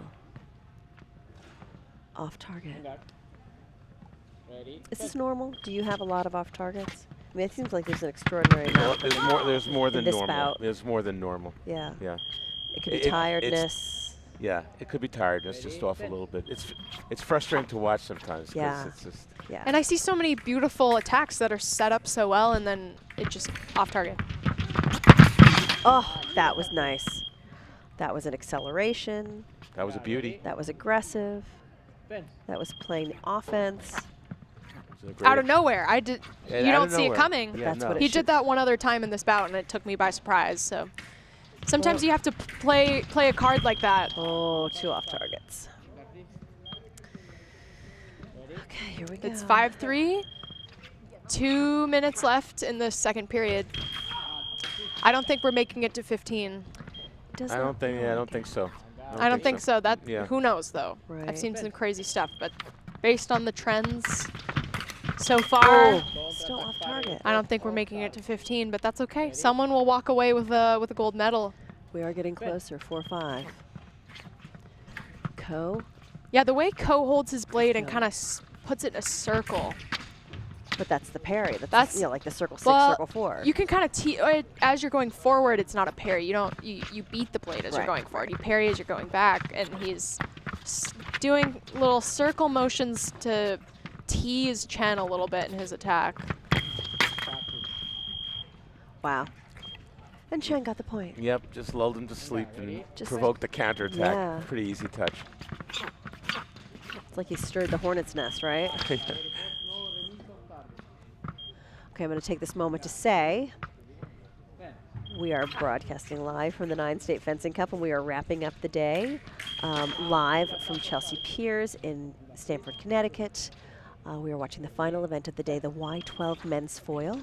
And after this, we will be signing off. And 13 people are watching now. Thank you. After this, we will be we'll do medals, we'll interview the winner, and then we will sign up for the day. But we will be back here tomorrow morning at 9 a.m. 9 a.m.? With 15 more events. As many exciting things as you can imagine. As many exciting things as happened today will happen once again tomorrow, maybe even more. We have some new guests coming in to speak. A couple women joining us, which is nice, because women in fencing is a thing that everyone is trying to reach for. We'll have Iman Blow. We're going to have Iman Blow. We're going to have Sandra Marchant. The two of us. I mean, we're women. Oh, yeah, I forgot Jeff about is going that. to come back. I think. I'll be here for the first half of the day. Right. And then I have to prepare because I'm going to Daytona for the Vet Worlds. So let's hope that you and Sandra overlap, because she is a time?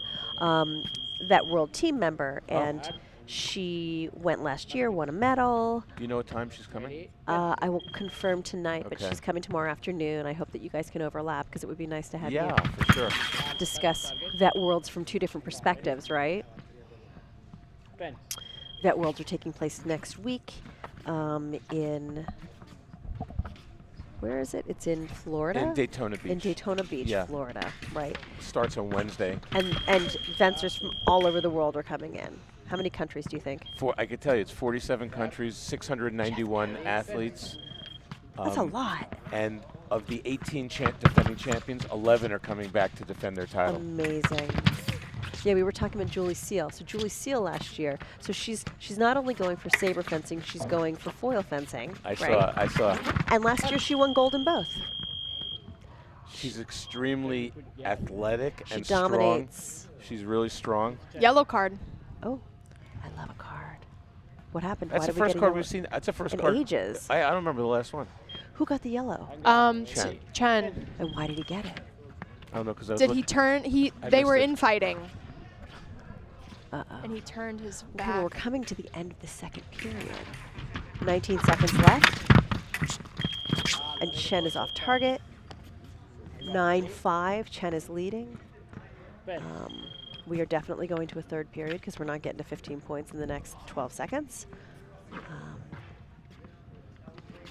Unless they go supersonic mode. I mean, we wouldn't be able to see that because it would be so fast. Now you see this, how they're sort of just playing marking it. cat and mouse, so they let the time run out. Yeah. And then Chen actually went for the hit, and it's legal.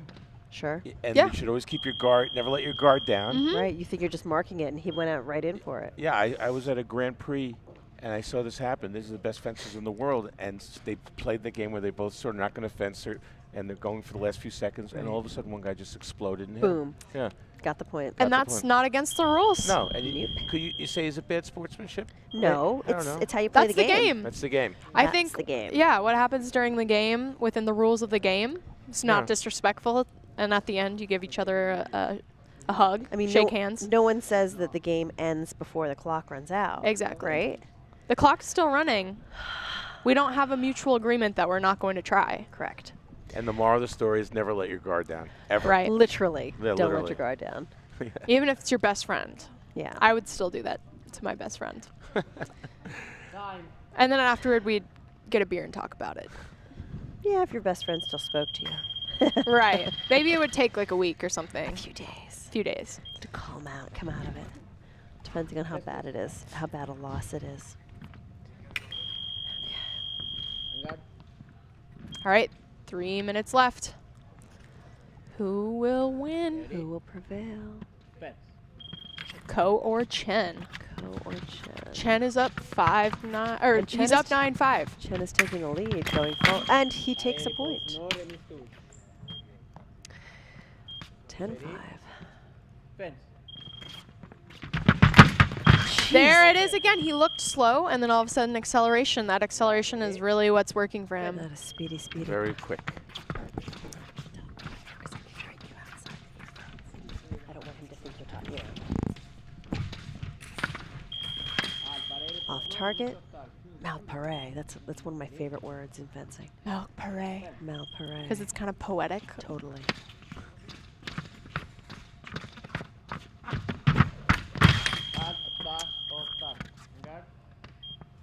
Ready? So why was one of the off targets Malparé and the other one was just off target?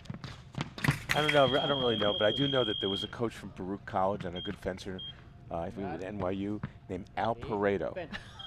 And of course we called him Malparé. Of course, he was Malpareto. Of for course. his whole life. Yeah. Of course. I don't think that's bad. I mean, I'd like to be Malpareto.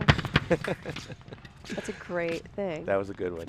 If only his name was an action that you actually get the point for, though. Right. Really? Prix de fer. Because then you could shout at his name He's and gonna get him card. hyped. He's going to get a red card. He did it twice. He did. He turned his back arm in. There's no question about it. It's a very simple. So he loses a point? Very simple call. Yeah. Oh my gosh. This is nuts. Ready? We've not seen any violations all day long, and right now we're seeing a violation. Is that a violation that people purposefully do, or it's No. on accident? No, some people definitely cover with their back arm. Some people instinctively do it. Some people, that's the way they fence. Here he just turned his body to make the riposte. So that was not. It looks intentional. accidental Yeah, for that him. definitely. Well, luckily he had the point to lose, right? Yeah, he's got plenty of leeway here. Ah. And Caleb Ko he didn't get the point, right? No point is awarded because the attack was off target, even though the counter attack was on target. Right. His lunge is great, but it seems like Ko is moving. Chen is losing his patience. He up behind. Don't do it. You see his arm? He kept it back. He made Yeah. sure. He made sure. He stopped. Keep Yeah. it back there. After you get a red card, there can be a psychological aspect. You don't want to get another one. Where you're worried. Yeah, start to get worried. But you can't let it get to you. Well, I've seen a fencer get a card for covering targets. So what they instinctively did was to hold on to the real wire. Oh. And then the referee gave him a red card because you're not allowed to hold on to the we might go electrical to equipment. 15. You're right. We might. We're going to. We will. Well, we're going to 15. Yeah, you're right. Wow, Unless okay. It's going to take a minute 30 for someone to land a We point. jinxed ourselves. I don't feel bad about that. No, that wasn't good. Uh-oh, he's going into the pocket of doom. The card is doom. Yellow. Card. Oh my God, it's like the most cards ever. I really like the sound of the whispering in here. Maybe I should whisper my commentary from now. The remise of the Here we riposte. go. Well fought.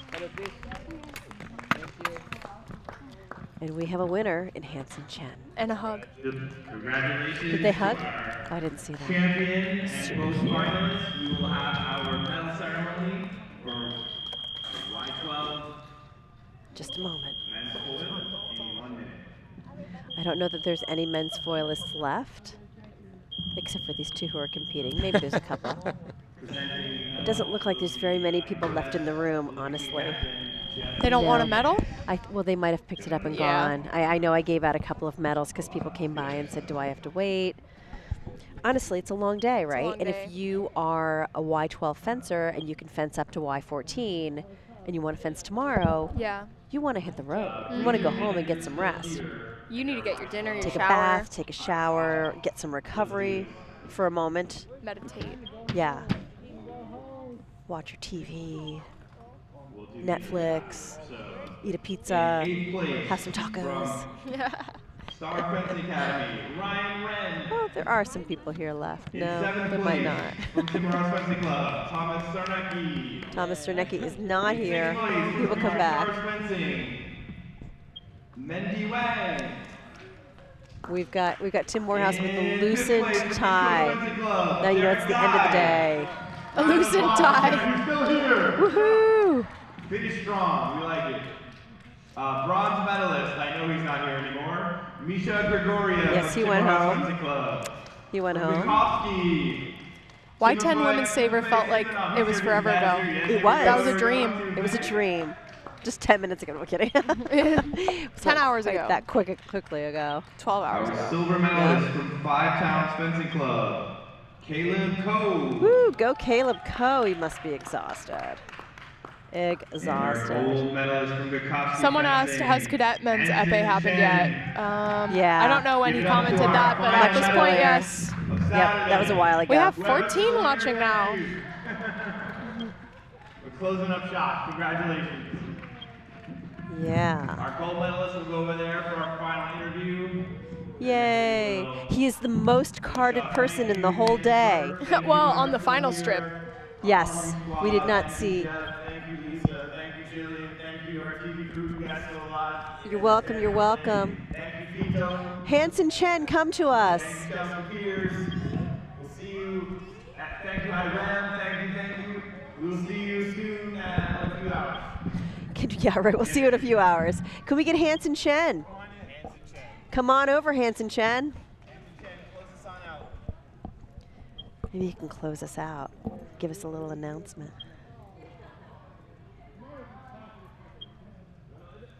Woo woo. Oh, this poor child. He's so tired. He's gone. I mean, I'm tired for him. I didn't even move today. Yeah, really? And I'm tired. I've walked back and forth on this amazing floor here. Stanford Hotel, yeah. Yeah. My mouth has been exercising for me. I'm pretty dead. I was up at 4 this morning. I just woke up and that was it. Wait, is Hansen Chen not coming to talk to us? Hansen Chen. Does he want to come talk? We got to interview you. Come on. Oh, he's passing along his cup. He's not bringing his chalice to us. Can you believe it? I'll see you tomorrow. Congratulations. Way to go. Hansen Chen, come on in. Jump on here. I'm gonna put this on your ears. You're gonna have to slide a little closer. Oh, you've got blood going. What's happening? I got a nosebleed while fencing. While you were fencing? In that last bout? No, the top 3. Wow. So you've had a long day. Yeah. Injuries? The most carded person we've seen today? How do you keep yourself focused and calm despite all the challenges? Well, I was seed first, so there was a little pressure, but I was just thinking, if I get gold, I can just go home. Yeah, that's correct. But if you didn't get gold, you couldn't go home? So like, I could just go home being happy. Yes, go home being happy. I mean, silver wouldn't have made you happy. I think silver would have been good too. You, this Y12 men's foil pool of kids is pretty competitive. I mean, I know many of them from the Tim Morehouse Fencing Club, and They're all pretty competitive. So no matter who you were going to face, it was going to be a lot. Yeah. Yeah. Yeah. Yeah. How'd you do coming out of pools? That was okay. Got a positive 28. That's a nice indicator. That's Are not a bad you indicator. fencing tomorrow? Yeah. That's what we were worried about. We were thinking he's going to run home, have dinner, take a bath, go to bed, maybe drink a drink out of his special cup. No? Yeah. Yeah. Yeah. So what do you what do you do when you celebrate? How are you going to celebrate? Go home. What are you going to eat for dinner? Ah. No special after event. So tomorrow, are there any things you're going to change about your fencing from today, or are you going to fence tomorrow just like today? The people are taller, so maybe. They're taller, so how do you 14, change? Yeah. Hit higher. Hit higher. Right. What do your coaches or teammates tell you when you're out there? They cheer me on usually. Excellent. Well, you did a great job today. Unfortunately, we were the last event, so there's not a huge crowd cheering you on, but everyone was cheering you on. So that's good news. Congratulations on your win. Thank you. And thank you for stopping by. Hopefully we'll see you here tomorrow. Yeah, tomorrow. Y10 Men's Foil. A goal. All right, congratulations. Thank you. Okay, so we are going to sign off. 9 State Fencing Cup is done for the day. We will be back here tomorrow morning at 9 a.m. For all of my co-hosts and special guests, I'd just like to say thank you so much for tuning in. We'll see you tomorrow.